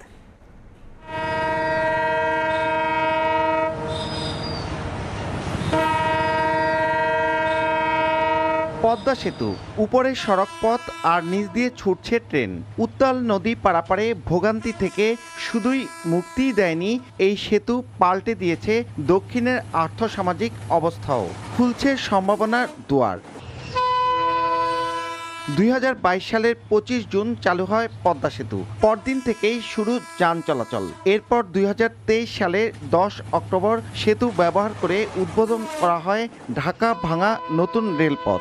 2024 সালের 24 ডিসেম্বর সেতু দিয়ে ভাঙা থেকে নতুন পথে নড়াইল ও যশোর হয়ে খুলনা পর্যন্ত সরাসরি ট্রেন চলাচল শুরু হয়। এর আগে 2022 সালের ডিসেম্বরে পদ্মা সেতু প্রকল্পের আওতায় নির্মাণ করা খুঁটি ব্যবহার করে জাতীয় গ্রিডে যুক্ত করা হয় পায়রা ও রামপালের বিদ্যুৎ। সেতুতে স্থাপিত পাইপলাইন ব্যবহার করে দক্ষিণের জনপদকে আরেক ধাপ এগিয়ে দিতে এখন অপেক্ষা গ্যাসের। ফেরিতে যাইতাম, অনেক ভোগান্তি ভুগতে হইতো, কিন্তু পদ্মা সেতুর কারণে আমরা সেই ভোগান্তিটা আর হচ্ছে না। আমাদের তাড়াতাড়ি যেতে পারতেছি, এটা আমাদের জন্য, দক্ষিণ অঞ্চলের জন্য আমাদের জন্য খুবই সৌভাগ্যের ব্যাপার। রিল্যাক্সে বাড়ি যাইতে পারি, খুব আনন্দদায়ক হিসেবে। 36 ঘন্টার প্রস্তুতি নিয়ে ঢাকাতে আসতে হতো, এখন বাসায় যাব বা আসবো মানে 3 ঘন্টার প্রস্তুতি নিলেই হয়ে যায়। কর্তৃপক্ষ বলছে প্রতি বছরই টোল আদায় বাড়ছে। প্রথম বছর টোল আদায় হয় 798 কোটি 60 লাখ, দ্বিতীয় বছর 850 কোটি 43 লাখ এবং তৃতীয় বছর 861 কোটি 22 লাখ টাকার বেশি। মাইলস্টোন বাংলাদেশ সবচেয়ে বড় স্থাপনা, বড় সেতু। 3টা বছর আমরা কোনো নির্বিঘ্নে বড় হ্যাসেল ছাড়া পার করতে পারতেছি। আশা করি এবারটা যদি পার করতে পারি তাহলে আমাদের জন্য আনন্দদায়ক বিষয় হবে আর কি। সরকারকে আমরা প্রতি 3 মাস পর পর কিস্তি আকারে বছরে এই পুরো টাকাই কিন্তু পরিশোধ করি, এরপরে 15% ভ্যাট আকারে আমরা টাকা দিয়ে থাকি। পদ্মা সেতু চালুর 3 বছরে পারাপার হয়েছে 1,94,71,692টি যানবাহন। 3 বছরে পদ্মা সেতুর টোল আদায় প্রায় 2,500 কোটি টাকা। নাসিরউদ্দিন উজ্জ্বল, সময় সংবাদ, মুন্সিগঞ্জ। ভোরের সময় এই ছিল আমার কাছে। পরবর্তী সংবাদগুলো জানাতে সঙ্গে থাকবেন সাদিক হাসান ইমন। ধন্যবাদ নিবিড়। বর্ষায় খুলনা নগরীর অন্যতম প্রধান সমস্যা জলাবদ্ধতা, যা নিরসনে বছরের পর বছর সিটি কর্পোরেশনের প্রকল্প চললেও মিলছে না সুফল। সামান্য বৃষ্টিতেই নগরীর বেশিরভাগ এলাকা ডুবে যায়। নগরবাসী বলছেন এটি প্রশাসনিক ব্যর্থতার ফল। এজন্য টেকসই পানি নিষ্কাশন ব্যবস্থার উপর জোর দিচ্ছেন বিশেষজ্ঞরা। নিয়ামুল হোসেন কোচির ছবিতে আব্দুল্লাহ আল মামুন রুবেলের রিপোর্ট। খুলনা নগরীর বিভিন্ন ড্রেনের পানি রূপসানতে যাওয়ার অন্যতম পথ এই লবণচোরা খাল। তবে সড়ক সংস্কার ও কালভার্ট নির্মাণের কারণে দীর্ঘদিন যাবৎ এই খালের মুখ বন্ধ রয়েছে। এতে ময়লা, আবর্জনা আর কচুরিপানা জমে বাধাগ্রস্ত হচ্ছে পানি নিষ্কাশন। শুধু এখানেই নয়, খুলনা নগরীর মতিয়াখালী, ক্ষেত্রখালী, নিরালা, খানজাহান আলী রোড সহ অন্তত 10টি এলাকায় ড্রেন ও খালের মুখে বাঁধ রয়েছে। অবৈধ দখল, অনিয়মিত বর্জ্য অপসারণ, জলাশয় কমে যাওয়া ও সিটি কর্পোরেশনের প্রকল্প বাস্তবায়নে ব্যর্থতায় পরিস্থিতি আরও নাজুক। সামান্য বৃষ্টিতেই মূল সড়কে পানি নামতে সময় লাগে 10 থেকে 12 ঘন্টা। কোনো কোনো এলাকায় বাসাবাড়িতে পানি থাকে 2 থেকে 3 দিন পর্যন্ত। পানি নিষ্কাশন ব্যবস্থার মাধ্যম হচ্ছে এই সুইচ গেটগুলো, কিন্তু সেই সুইচ গেটগুলো বন্ধ। সিটি কর্পোরেশন নিয়মিত পরিষ্কার না করার কারণে ময়লার স্তূপ জমা করার কারণে পানি নামতে পারছে না। চিকুন একটা পাইপ দিছে, যার কারণে এই পানিগুলো ওই চিকুন পাইপ দিয়ে টানে পারে না। খুলে দিলে পানিটা ভালোভাবে যেতে পারবে। গত 7 বছরে ড্রেনেজ মাস্টার প্ল্যানে 634 কোটি টাকা খরচ করেছে খুলনা সিটি কর্পোরেশন। বছর জুড়ে খোরাখুরি আর জনদুর্ভোগের মধ্যে 198টি ড্রেন পুনর্নির্মাণ হলেও আষাঢ়ের প্রথম বৃষ্টিতেই জলজটে নাকাল নগরবাসী। অস্বাস্থ্যকর পরিবেশে ছড়িয়ে পড়ছে বিভিন্ন রোগের জীবাণু। রাস্তায় এই পর্যন্ত পানি, রাস্তাতে লুঙ্গি কাছে যাওয়া লাগে, লুঙ্গি কাছে আসা লাগে। 4-5 কোটি ক্ষয়ক্ষতি, কিন্তু ওরা যদি 2টা সুইচ গেট ভালো করে করতে আমাদের এই এলাকার মানুষের এত দুর্ভোগ, এত আবর্জনা হচ্ছে না। 2 দিন করবে, তারপর আর খোঁজ নাই। এখনো দেখেন না, এসকেভিটার এখনো আসেনি। চলমান ড্রেনেজ প্রকল্পের পাশাপাশি একাধিক স্লুইস গেট, পাম্প হাউস নির্মাণের পরিকল্পনা নিয়েছে সিটি কর্পোরেশন। তবে কাজ শেষ না হওয়া পর্যন্ত জলাবদ্ধতার আশঙ্কায় স্বয়ং কর্তৃপক্ষ। জলবায়ু পরিবর্তন মাথায় রেখে টেকসই প্রকল্প নেওয়ার তাগিদ বিশেষজ্ঞদের। ওয়েস্ট ম্যানেজমেন্ট যতক্ষণ পর্যন্ত ঠিক না হবে, এই শহরে 6000 কোটি টাকা খরচ করলেও জলাবদ্ধতা দূর হবে না। পাম্প হাউস যতক্ষণ পর্যন্ত আমি চালু করতে না পারবো, ইন্টারমিডিয়েট পিরিয়ডে এই জলাবদ্ধতা থাকবে। কেসিসি বা অন্যান্য সংস্থার সহযোগিতা নিয়ে পরিকল্পিত উন্নয়নের জন্য যদি এই খাল, নালা এবং এই অন্যান্য জলাশয়গুলো অবৈধভাবে ভরাট না হয়, সেই উদ্যোগ গ্রহণ করে, তাহলে একটা সম্ভব। বর্তমানে 1206 বর্গ কিলোমিটার নতুন ড্রেন ও 414 কিলোমিটার ড্রেন পুনর্নির্মাণের কাজ চলমান রয়েছে খুলনা সিটি কর্পোরেশনে। আব্দুল্লাহ আল মামুন রুবেল, সময় সংবাদ, খুলনা। দাম কম হওয়ায় চুয়াডাঙ্গায় মুখ থুবড়ে পড়েছে ধান বীজ সংগ্রহ কার্যক্রম। কৃষকদের দাবি প্রতি কেজি বীজ উৎপাদনে 53 টাকার বেশি খরচ হলেও সরকার দিচ্ছে 48 থেকে 49 টাকা। লোকসান এড়াতেই বীজ দেয়া বন্ধ রেখেছেন তারা। বিষয়টি ঊর্ধ্বতন কর্তৃপক্ষকে জানানোর কথা বলছেন সংশ্লিষ্টরা। মাহফুজ মামুনের তথ্য ও ছবি নিয়ে রিপোর্ট। আপৎকালীন খাদ্য মজুত ও চাষিদের সহায়তায় চুক্তিবদ্ধ কৃষকদের কাছ থেকে ধান বীজ সংগ্রহ করে থাকে বাংলাদেশ কৃষি উন্নয়ন কর্পোরেশন বিএডিসি। এ প্রক্রিয়ায় কৃষকদের কাছ থেকে বীজ সংগ্রহ করার পর দাম নির্ধারণ করে কর্তৃপক্ষ। গত 19 জুন চলতি মৌসুমের বোরো জাতের ধান বীজের মূল্য কেজি প্রতি 48 থেকে 49 টাকা নির্ধারণ করা হয়। বীজের মূল্য জানার পর থেকে চুয়াডাঙ্গার কৃষকরা সরকারকে বীজ দেয়া বন্ধ করে দিয়েছেন। এতে মুখ থুবড়ে পড়েছে বিএডিসির বীজ সংগ্রহ কার্যক্রম। কৃষকদের দাবি প্রতি কেজি ধান বীজ উৎপাদনে খরচ হয় 53 টাকার বেশি। সরকারের নির্ধারিত দামে বীজ দিলে লোকসান হবে তাদের। আমরা পার কেজি বীজ কিনছি 74 টাকা আর আমরা ধান দিচ্ছি 48 টাকা। তাহলে আমরা কিভাবে চাষি টিকে থাকবো? বিএডিসি যদি রেট বাড়ায় তাহলে আমরা বীজ দেব, তা নাহলে আমরা বীজ দেওয়া আমাদের সম্ভব না। সংশ্লিষ্টরা জানায় গত বছরের তুলনায় এবার কেজিতে 2 টাকা পর্যন্ত বাড়ানো হয়েছে ধান বীজের দাম। তবে কৃষকদের দাবির বিষয়টি ঊর্ধ্বতন কর্তৃপক্ষকে জানানো হবে। কোনো কৃষক পর্যায় থেকে আমাদেরকে লিখিতভাবে বিষয়টা অবহিত করেন, তাহলে আমরা এটাকে সদর দপ্তরে অবহিত করব এবং সেই বিষয়ে তারা সুচিন্তিত সিদ্ধান্ত নেবেন। গুণগত মানসম্পন্ন বীজ সংগ্রহ করার জন্য যদি রেট বেশি লাগে সেই ক্ষেত্রে আমরা কর্তৃপক্ষ হেডকোয়ার্টারের সাথে আমরা যোগাযোগ করে কিছু মূল্য যদি বৃদ্ধি করে তাহলে আমাদের বীজ চাষিরা বীজ দিতে আগ্রহ প্রকাশ করছে। চলতি মৌসুমে চুয়াডাঙ্গায় 7680 মেট্রিক টন বোরো ধানের বীজ সংগ্রহের লক্ষ্যমাত্রা নির্ধারণ করা হয়েছে। এ পর্যন্ত সংগ্রহ হয়েছে 2200 মেট্রিক টন বীজ। সময় সংবাদ, চুয়াডাঙ্গা। ফরিদপুরে পদ্মা নদীতে গোসলে নেমে পানিতে ডুবে 2 শিক্ষার্থীর মৃত্যু হয়েছে।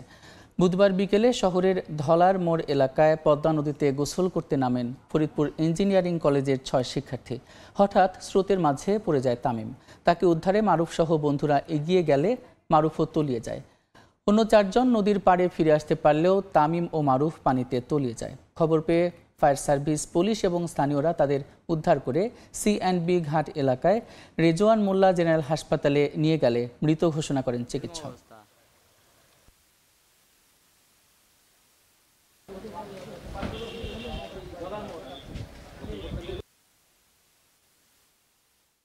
একজন ডুবে যখন যাইতে দিয়েছে তখন হচ্ছে আরেকজন আরও 2 জন তাদেরকে বাঁচাতে গেছে, আর এর মধ্যে একজন উঠে আসতে পারছে। পানিতে ডুবে মারা গেছে, শোনার সাথে সাথে চলে আসছি।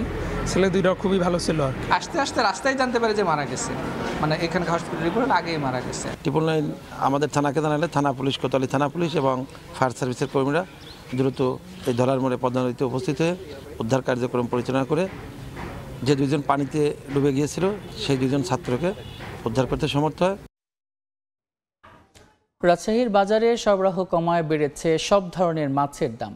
সকালে শহরের নওদাপাড়া বাজারে বৃষ্টির কারণে দেখা যায়নি মাছের পর্যাপ্ত সরবরাহ।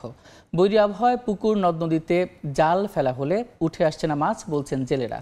এতে বাজারে কমেছে মাছের সরবরাহ। কেজিতে 20 থেকে 30 টাকা বেশি দামে বিক্রি হচ্ছে রুই, কাতলা, মৃগেল, তেলাপিয়া সহ প্রায় সব ধরনের মাছ।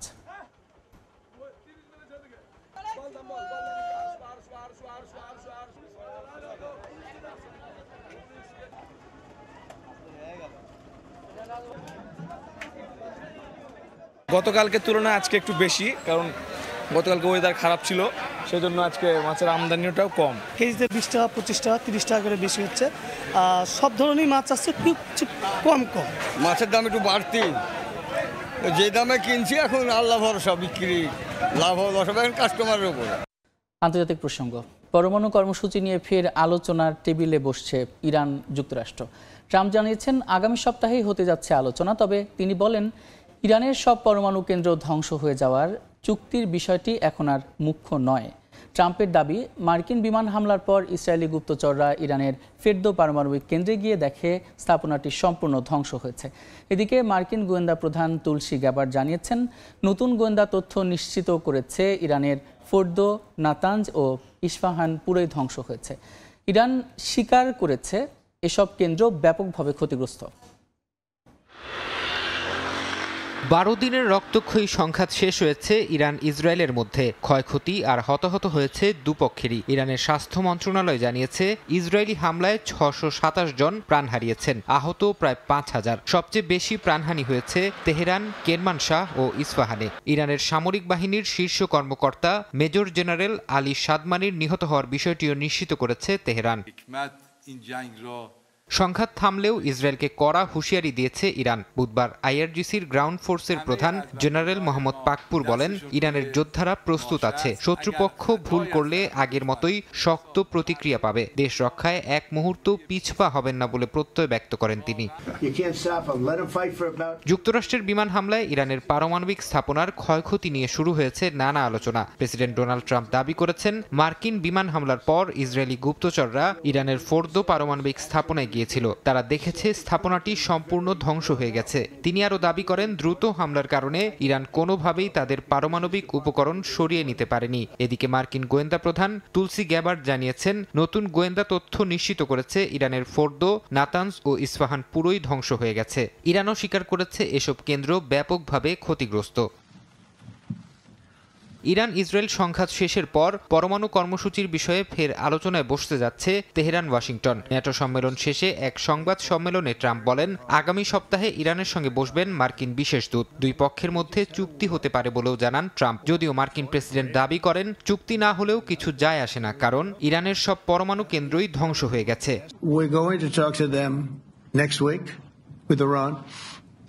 We may sign an agreement. I don't know. To me, I don't think it's that necessary. এদিকে ইসরায়েলি প্রধানমন্ত্রী বিনিয়ামিন নেতানিয়াহু বলেছেন, ইরানে হামলার জন্য যুক্তরাষ্ট্রকে ইসরায়েলের চাপ দেওয়ার অভিযোগ পুরোপুরি ভিত্তিহীন। তিনি দাবি করেন, প্রেসিডেন্ট ট্রাম্প নিজ সিদ্ধান্তেই ইরানের পারমাণবিক স্থাপনায় হামলা চালিয়েছেন, যা যুক্তরাষ্ট্রের জাতীয় স্বার্থ থেকেই এসেছে। ফরহাদ চৌধুরী, সময় সংবাদ। নেদারল্যান্ডসের হেগ শহরে শেষ হলো 2025 সালের ন্যাটো সম্মেলন। রাশিয়ার আগ্রাসন আর যুক্তরাষ্ট্রের ভূমিকার অনিশ্চয়তার প্রেক্ষাপটে ইউরোপের দেশগুলো এবার বাজেট বাড়িয়ে নিরাপত্তা নিশ্চিত করার পথে বড় সিদ্ধান্ত নিয়েছে। জোটের নতুন সেক্রেটারি জেনারেল হিসেবে মার্ক রুটের নেতৃত্বে এই সম্মেলনকেই ধরা হচ্ছে একটি ইতিহাস গড়ার মুহূর্ত হিসেবে।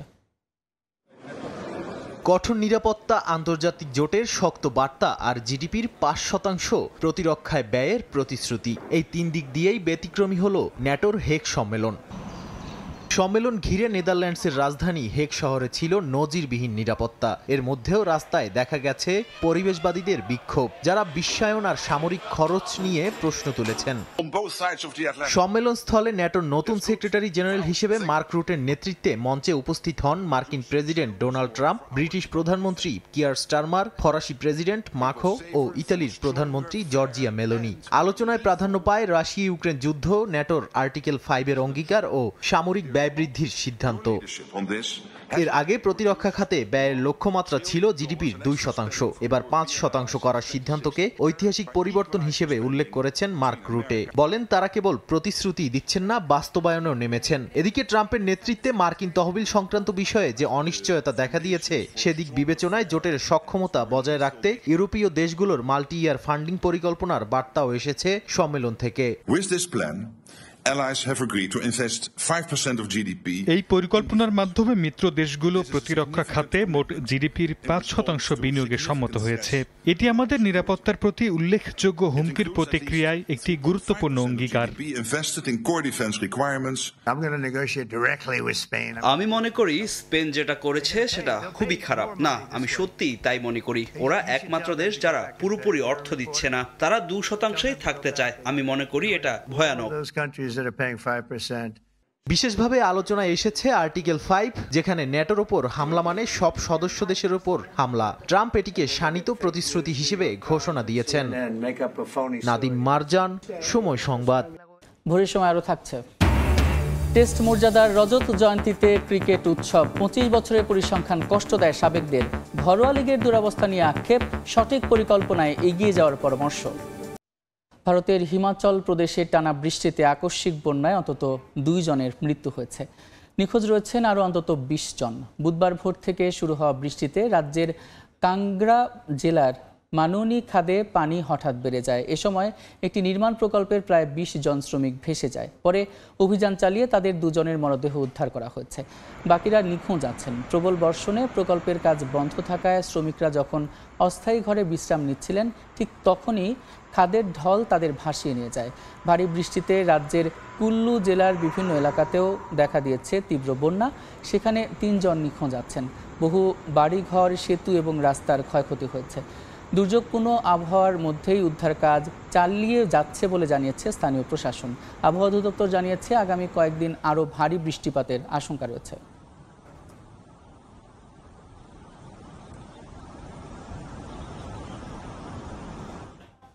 যুক্তরাষ্ট্রের ফ্লোরিডায় শনিবার অনুষ্ঠিত হতে যাচ্ছে ৭ম বাংলা বইমেলা। ঢাকা ক্লাব অফ ফ্লোরিডার আয়োজনে এবারের মেলায় স্লোগান বই হোক প্রজন্মের সেতু। ঢাকার বেশ কয়েকটি প্রকাশনা সংস্থা মেলায় অংশ নিচ্ছে। মেলার মিডিয়া পার্টনার সময় টেলিভিশন।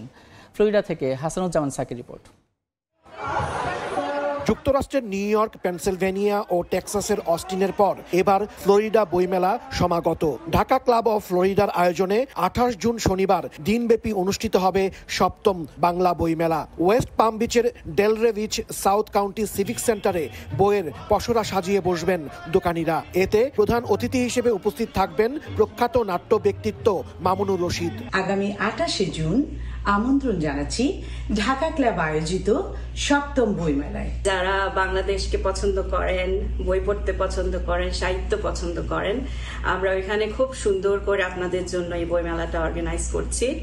বই হোক প্রজন্মের সেতু স্লোগানে এবারের বইমেলায় মুক্তিযুদ্ধ বিষয়ক সেমিনার, সাহিত্য আলোচনা, বিতর্ক, শিশু কিশোর মেলা এবং নাচ, গান, কবিতা আবৃত্তি ও নাটক মঞ্চস্থ হবে। এ উপলক্ষে সপ্তাহের ছুটির দিনগুলোতে চলছে নানা প্রস্তুতি, প্রচারণা। রিহার্সাল করছেন স্থানীয় সংস্কৃতি কর্মীরা। আমাদের জাতীয় কবি, বিদ্রোহী কবি কাজী নজরুল ইসলামের মানুষ নাটকটি আমরা মঞ্চস্থ করতে যাচ্ছি। ৭ম বইমেলায় আপনারা সবাই আমন্ত্রিত। আমি আসছি ঢাকা ক্লাব আয়োজিত ৭ম বইমেলাতে। আয়োজকরা জানান ৭ম ফ্লোরিডা বইমেলায় অংশ নেবে ঢাকার বেশ কয়েকটি প্রকাশনা সংস্থা। যুক্তরাষ্ট্রের বিভিন্ন স্থান থেকে আসবেন লেখক, পাঠক ও প্রকাশকরা। মেলায় গান গাইবেন দিনাত জাহান মুন্নি ও নৃত্য পরিবেশন করবেন পারসা ইভানা। ফ্লোরিডা বইমেলার মিডিয়া পার্টনার সময় টেলিভিশন। হাসানুজ্জামান সাকি, সময় সংবাদ, ফ্লোরিডা, যুক্তরাষ্ট্র। খেলার খবর। টেস্ট স্ট্যাটাস প্রাপ্তির ২৫ বছর পূর্তিতে আবেগ আপ্লুত সাবেক ক্রিকেটাররা।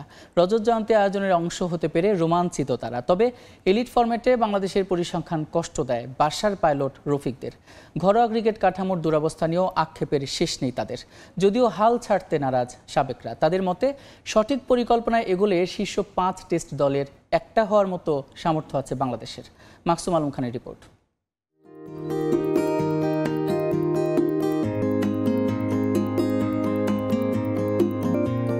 সাদা পোশাকে আন্তর্জাতিক ক্রিকেটে ২৫ বছরের পথ চলা। ২ যুগেরও বেশি সময়ে কয় ধাপ ওপরে উঠল টেস্ট দল। বেশ ধুমধাম করে রজত জয়ন্তী পালন হচ্ছে, যা প্রশংসনীয় উদ্যোগ। কিন্তু মূল যে বিষয়গুলো, অর্থাৎ পারফরমেন্সে উন্নতি কিংবা টেস্ট ক্রিকেট কাঠামোকে শক্তিশালী করা, এগুলো নিয়ে ভাবনা আসলে কতটুকু? টেস্ট স্ট্যাটাস প্রাপ্তির রজত জয়ন্তীর আনন্দ আয়োজনের মাঝে একটা পরিসংখ্যান মনে করিয়ে দেয়া যাক। ২৫ বছরে জেতা হয়নি ২৫টা ম্যাচও। এলিট ফরম্যাটে পুয়ার রেজাল্ট কার্ড। ২৫ বছরে কি এখন আমরা টেস্ট ম্যাচে শিক্ষা নিতে পারিনি? 3 ভাগেরই আপনি জিতছেন আপনার জিম্বাবুয়ের সাথে। অবভিয়াসলি চিটাগাংয়ে আফগানিস্তানের সাথে। সবচেয়ে লোয়েস্ট পয়েন্ট যদি বলেন টেস্ট ক্রিকেটে ইন্ডিয়ার সাথে হারলাম। 2 দিনের খেলা এবং একটা সময় ইন্ডিয়ানরা ৮-৯ রান করে আমাদের টার্গেট দেওয়ার হারিয়ে দিয়েছে। ওই টেস্ট ম্যাচটা আসলে আমি একদম ভুলে যেতে চাই। আমাদের কাছে এটা স্বপ্নের মতো ছিল প্রথম টেস্ট ম্যাচ। তখন এরকম টাকাও ছিল না। এখন টাকা অনেক, কিন্তু ক্রিকেটের মানটা অনেক নিচে নেমেছে। টেস্ট ক্রিকেটে আমরা আরও কনসিস্টেন্ট হওয়া উচিত ছিল।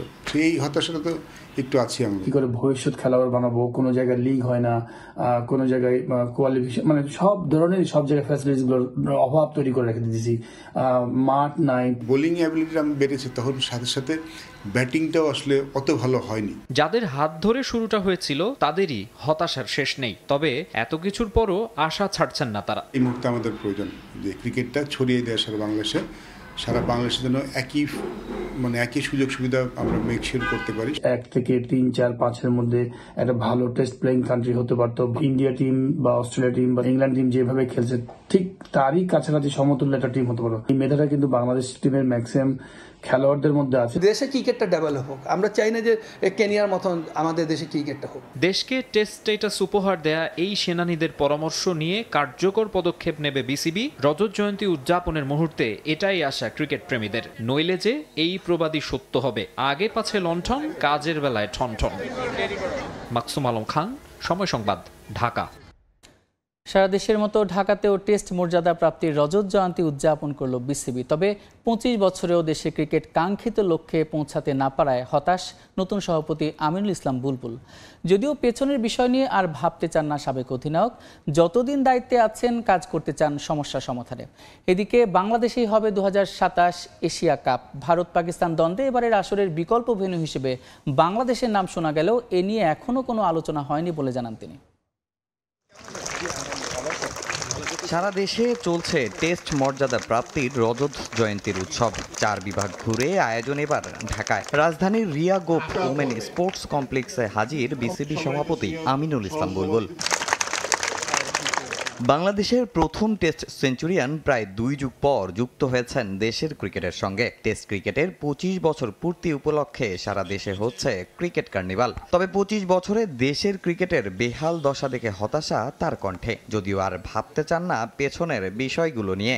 আমাদের র্যাঙ্কিং, আমাদের জয় পরাজয়, আজকাল তো স্ট্যাটিস্টিকের যুগ, পরিসংখ্যান দেখলে বুঝতে পারবো আমরা কোথায় আছি। 30শে মে পেছনে ফিরে যাব না, আমরা একটা স্ট্যান্ডার্ড সেট করতে চাই এখন থেকে, যেই আসুক পরবর্তীতে।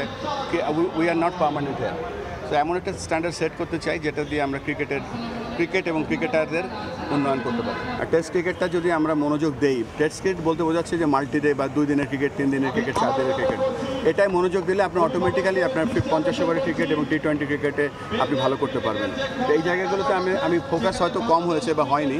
ভারত পাকিস্তান রাজনৈতিক কিংবা ক্রিকেট সম্পর্কটা সাপে নেউলে 2 দেশের দ্বন্দ্বে এবারের এশিয়া কাপ হওয়া নিয়ে আছে শঙ্কা। কদিন আগে এশিয়ান ক্রিকেট কাউন্সিলের পরিচালক হয়েছেন বুলবুল। স্বাভাবিকভাবেই তার সামনে প্রশ্ন এবারের এশিয়া কাপ নিয়ে। বিকল্প ভেন্যু কি হতে পারে বাংলাদেশে? শিডিউল অনুযায়ী 2027-এ আমরা হোস্ট করছি এশিয়া কাপ। এই বছর এশিয়া কাপ, যেহেতু আমি কয়েকদিন আগে এসিসি ডিরেক্টর হয়েছি, আমি এখন জানি না, মিটিং এর পরে বলতে পারবো। অনূর্ধ্ব 12 ক্রিকেট আর্ট প্রতিযোগিতা, বড়দের হিট দ্য স্টাম্প, অভিভাবকদের নিয়েও আলাদা সেশন। 25 বছর পূর্তি উপলক্ষে বিসিবির নানা আয়োজন। তবে 25 বছরে এরকম আরো 25টি আয়োজন হওয়ার প্রত্যাশা ছিল বুলবুলের। আমি ক্রিকেট থেকে, বাংলাদেশ ক্রিকেট থেকে দূরে ছিলাম। আমি আশা করেছিলাম 25 বছরে হয়তো 25টা প্রোগ্রাম হবে। তো 25 বছরে গিয়ে আমরা প্রথম প্রোগ্রাম করছি, যে প্রোগ্রামটা আমরা 2টো কারণে করছি। একটা হচ্ছে টেস্ট ক্রিকেটের 25 বছরের সেলিব্রেশন, আর একটা হচ্ছে যে দেশব্যাপী ক্রিকেটের বহু জায়গায় ক্রিকেট ঘুমিয়েছিল, তাদেরকে একটা ওয়েক আপ কল দেওয়া, এবং অত্যন্ত সাকসেসফুলি আমরা এই কাজটা করার চেষ্টা করছি এবং করছি। দেশের প্রতিটা জায়গা থেকে প্রতিভাবান ক্রিকেটার তুলে আনতে চান বুলবুল। এই আয়োজনের পর দেশের 64 জেলার কোচদের নতুন দিক নির্দেশনা দেবেন সভাপতি। তামিম হোসেন, সময় সংবাদ, ঢাকা। আগামী বছর থেকে রাজশাহী বিভাগীয় স্টেডিয়ামে আন্তর্জাতিক এবং বিপিএল ম্যাচ অনুষ্ঠিত হবে বলে জানান বিসিবি সভাপতি আমিনুল ইসলাম বুলবুল। তার এমন আশ্বাসে খুশি ক্রিকেট প্রেমীরা। রাজশাহী বিভাগীয় স্টেডিয়াম আধুনিকরণে বাংলাদেশ ক্রিকেট বোর্ডের সদস্যরা মাঠ পরিদর্শন করে দ্রুতই প্রয়োজনীয় ব্যবস্থা নেওয়ার কথা জানান। এছাড়া বিভাগীয় ক্রীড়া সংস্থা এবং রাজনৈতিক ব্যক্তিবর্গ থেকে শুরু করে ক্রিকেট প্রেমীরা সবাই বলছেন অবকাঠামো উন্নয়ন হওয়ায় রাজশাহী এখন আন্তর্জাতিক এবং বিপিএল ম্যাচ খেলার জন্য প্রস্তুত। বিস্তারিত সাইফুর রহমান রকির প্রতিবেদনে। পরিচ্ছন্ন ও প্রশস্ত রাস্তা এছাড়া নানা অবকাঠামো উন্নয়নের কারণে শিক্ষানগরী খ্যাত রাজশাহী পরিচিতি পেয়েছে গ্রিন ও ক্লিন সিটি হিসেবে।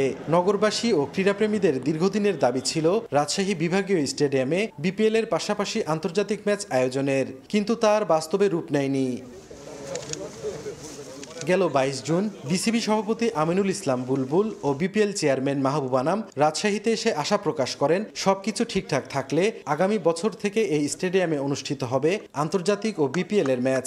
এতে আশায় বুক বেঁধেছে নগরের হাজারো ক্রিকেট প্রেমী। আমরা প্রত্যাশা করি এবং আগামীতে বিপিএল আন্তর্জাতিক খেলা যে কোনো খেলায় আমরা অংশগ্রহণ করতে রাজি আছি। মাঠে যখন খেলা আয়োজন হবে দর্শক তার প্রতিফলন ঘটাবে। বড় পর্যায়ের যদি খেলার সাথে দেওয়া হয় তো সাধারণ জনতার এত উৎসুক এত ভিড় হবে সেটা আগামীতে গোটা বাংলাদেশ দেখবে। বুধবার বাংলাদেশ ক্রিকেট বোর্ডের একটি টিম রাজশাহী বিভাগীয় স্টেডিয়াম পরিদর্শন করেছে। শীঘ্রই ফ্লাড লাইট, ইলেকট্রিক স্কোরবোর্ড সহ প্রয়োজনীয় সব সরঞ্জাম স্থাপন ও স্টেডিয়াম আধুনিকায়নের কথা জানান তারা। ইন্টারন্যাশনাল ম্যাচদের সাথে এখন মেয়রিটিটা কি লাগে, চারিদিকে ওয়াকওয়ে, তারপর আপনার মনে করেন যে গ্যালারিতে টয়লেট ফ্যাসিলিটিস দিতে হবে লেডিস এবং জেন্টস উভয়ের, এইসব গুণ আমরা এখন দেখতে আসছি। আর মাঠ ডেভেলপমেন্টও আছে আমাদের ইয়েতে, যে আমরা আধুনিক ড্রেনেজ সিস্টেমের মাঠ করব। আমাদের মাঠ হলো ইন্টারন্যাশনাল খেলার মতন উপযোগী আছে, ঠিক আছে, কিন্তু খালি কিছু কাজ আছে, গ্যালারির কাজ। আমাদের মাঠে যেমন আউটফিল্ড ভালো, পিচও বাংলাদেশের ভিতরে সবচেয়ে ভালো পিচ বলা হয় রাজশাহী বগুড়া। শাহ মখদুম বিমানবন্দর ও 3 স্টার মানের হোটেল থাকায় আবাসন বা যোগাযোগ নিয়েও কোনো সমস্যা নেই রাজশাহীতে। খেলা মাঠে গড়ানোর আগে বাকি কাজগুলো সম্পূর্ণ করা হবে বলে জানান সংশ্লিষ্টরা। বিভাগীয় কমিশনার মহোদয়, বিসিবি সভাপতি মহোদয়, আমরা আশা করছি যে রাজশাহীবাসী অচিরেই এই জাতীয় এবং আন্তর্জাতিক ম্যাচ দেখার সুযোগ পাবে। 4 স্টার মানে হোটেল মানে সকল ফ্যাসিলিটিস আমাদের আছে এখানে। খেলোয়াড়দের জিম থেকে শুরু করে সুইমিং পুল থেকে শুরু এই সকল ফ্যাসিলিটি আমাদের অ্যাভেলেবেল হেয়ার। তো আমরা সামনের দিকে এগোতে আর সময় ক্ষেপণ করব না, ইনশাল্লাহ কোনো বাধা থাকছে না। বাংলাদেশের প্রথম আন্তর্জাতিক ম্যাচ অনুষ্ঠিত হয়েছিল রাজশাহীতে। এরপর শুধু ঘরোয়া লীগ ও বয়সভিত্তিক আন্তর্জাতিক হয়েছে এই ভেন্যুতে। সাইফুর রহমান রকি, সময় সংবাদ, রাজশাহী। সুইডেনেও দিন দিন জনপ্রিয় হয়ে উঠেছে ক্রিকেট। নর্ডিক দেশটিতে ক্রিকেটের দীক্ষা দিচ্ছেন সাউথ আফ্রিকা ক্রিকেটের কিংবদন্তি গ্যারি কার্স্টেন। বিশ্বকাপজয়ী এই কোচের ক্রিকেট একাডেমিতে সুইডিশদের সঙ্গে প্রবাসী বাংলাদেশিরাও অংশ নিচ্ছেন স্বল্প ও দীর্ঘমেয়াদী নানা প্রশিক্ষণ এবং কর্মশালায়। এই পরিবর্তনের অগ্রভাগে আছেন প্রবাসী বাংলাদেশিরা। দেশটির জাতীয় দলের হয়ে খেলেছেন অনেক বাংলাদেশি ক্রিকেটাররাও। সুইডেন থেকে আরও জানাচ্ছেন শফিউল আলম। সুইডেনে প্রায় দেখা যায় বিভিন্ন দেশের তারকা ক্রিকেটারদের। সুইডেন যুব ক্রিকেট উন্নয়নে 1 সপ্তাহের বিশেষ প্রশিক্ষণ দিতে দক্ষিণ আফ্রিকা থেকে এসেছেন কিংবদন্তি ক্রিকেটার ও কোচ গ্যারি কার্স্টেন। এই কর্মশালায় অংশ নিয়েছেন অনেক প্রবাসী বাংলাদেশি যারা সুইডেনের ক্রিকেট উন্নয়নে অবদান রাখতে চান। সুইডেনে ক্রিকেটের জনপ্রিয়তা দিন দিন বাড়ছে, আর আন্তর্জাতিক পর্যায়েও অংশ নিচ্ছে দেশটির ক্রিকেট দল। সুইডিশ ক্রিকেটটাকে ডেভেলপ করা এবং সাথে হচ্ছে ক্রিকেটকে ইনভলভ করা, নতুন বাচ্চাদের সুইডিশ কমিউনিটিকে ক্রিকেটের সাথে ইনভলভ করা, এটা মেন উদ্দেশ্য।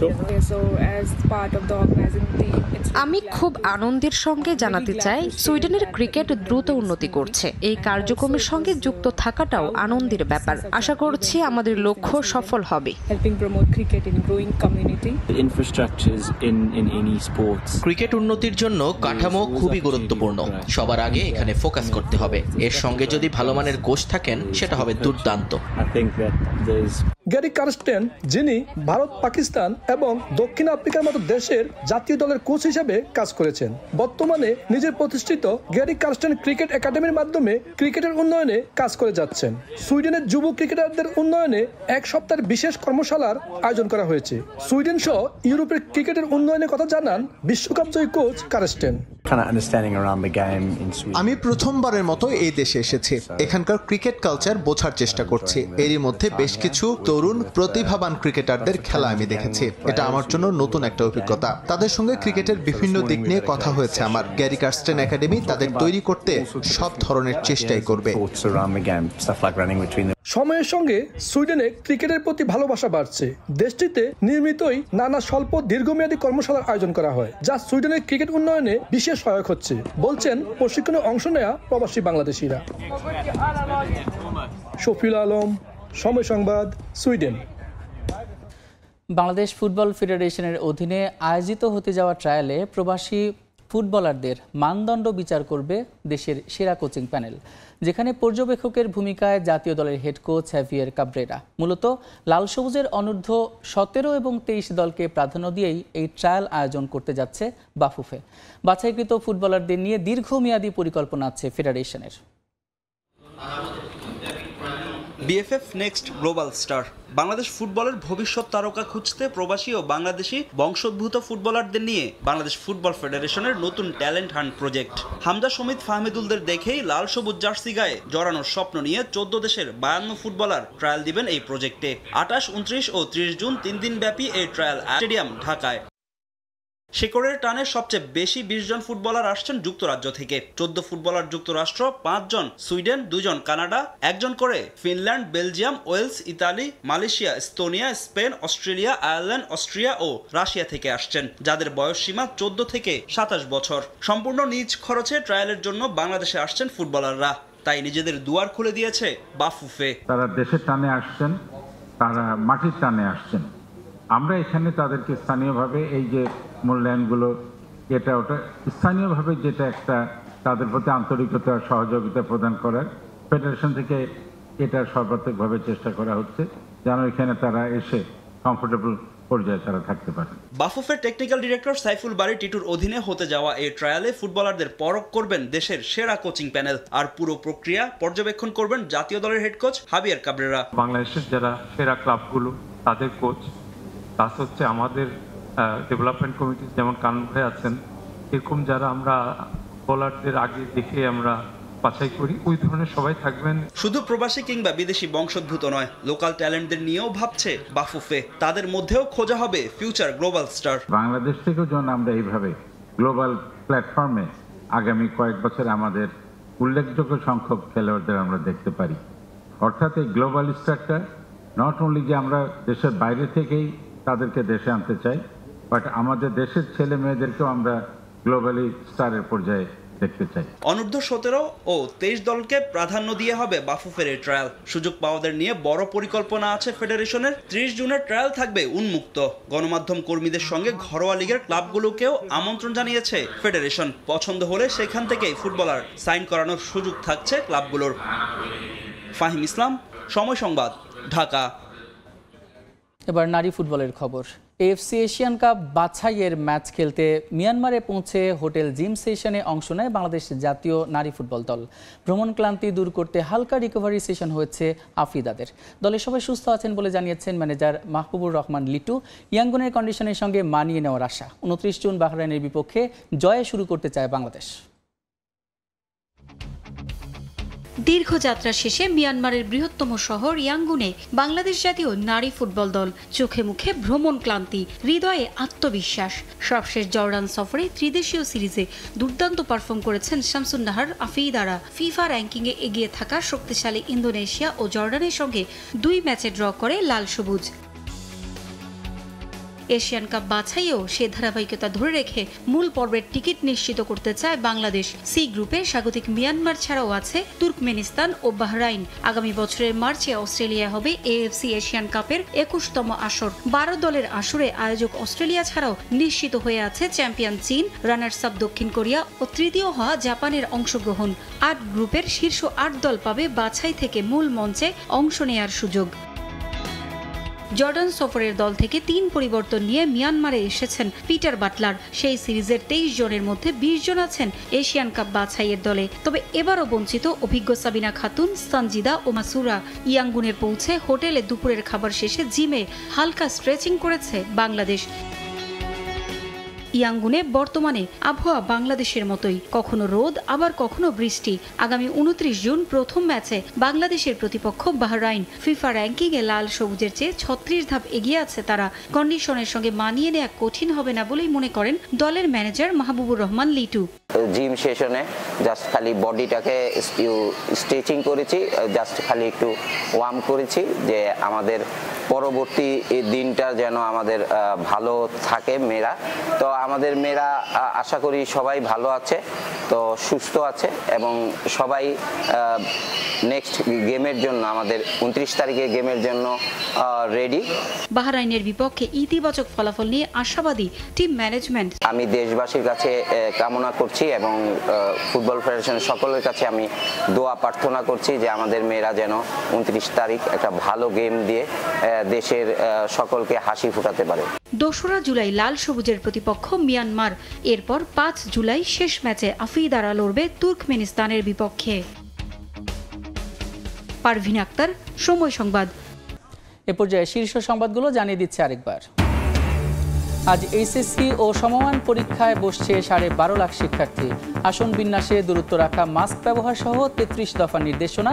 প্রশ্ন ফাঁসের সুযোগ নেই দাবি শিক্ষা বোর্ডের। জাতীয় নির্বাচনে অনিয়মের মামলায় আজই আদালতে তোলা হবে সাবেক সিইসি কাজী হাবিবুল আওয়ালকে। বাকি আসামিদের ধরতে তৎপরতা অব্যাহত, জানালো ডিবি। সব ধরনের চালের তো দাম বাড়ছে, খাবো এখন আমরা কোনটা? জবাবদিহি করতে হয় না কারো কাছে, যে জন্য এইভাবে বাড়তি নিতে পারতেছি। ভরা মৌসুমেও চাল নিয়ে চালবাজি, কেজিতে দাম বেড়েছে 3 থেকে 8 টাকা। মিলার সিন্ডিকেটের জিম্মি ভোক্তা, মজুতদারদের বিরুদ্ধে ব্যবস্থা নেওয়ার হুঁশিয়ারি ভোক্তার ডিজির। এবং ইসরায়েলের সঙ্গে যুদ্ধবিরতির পর আবারও আলোচনায় বসছে ইরান যুক্তরাষ্ট্র। পারমাণবিক কেন্দ্র ধ্বংসের দাবি মার্কিন গোয়েন্দা প্রধানের, ক্ষয়ক্ষতির কথা স্বীকার তেহরানের।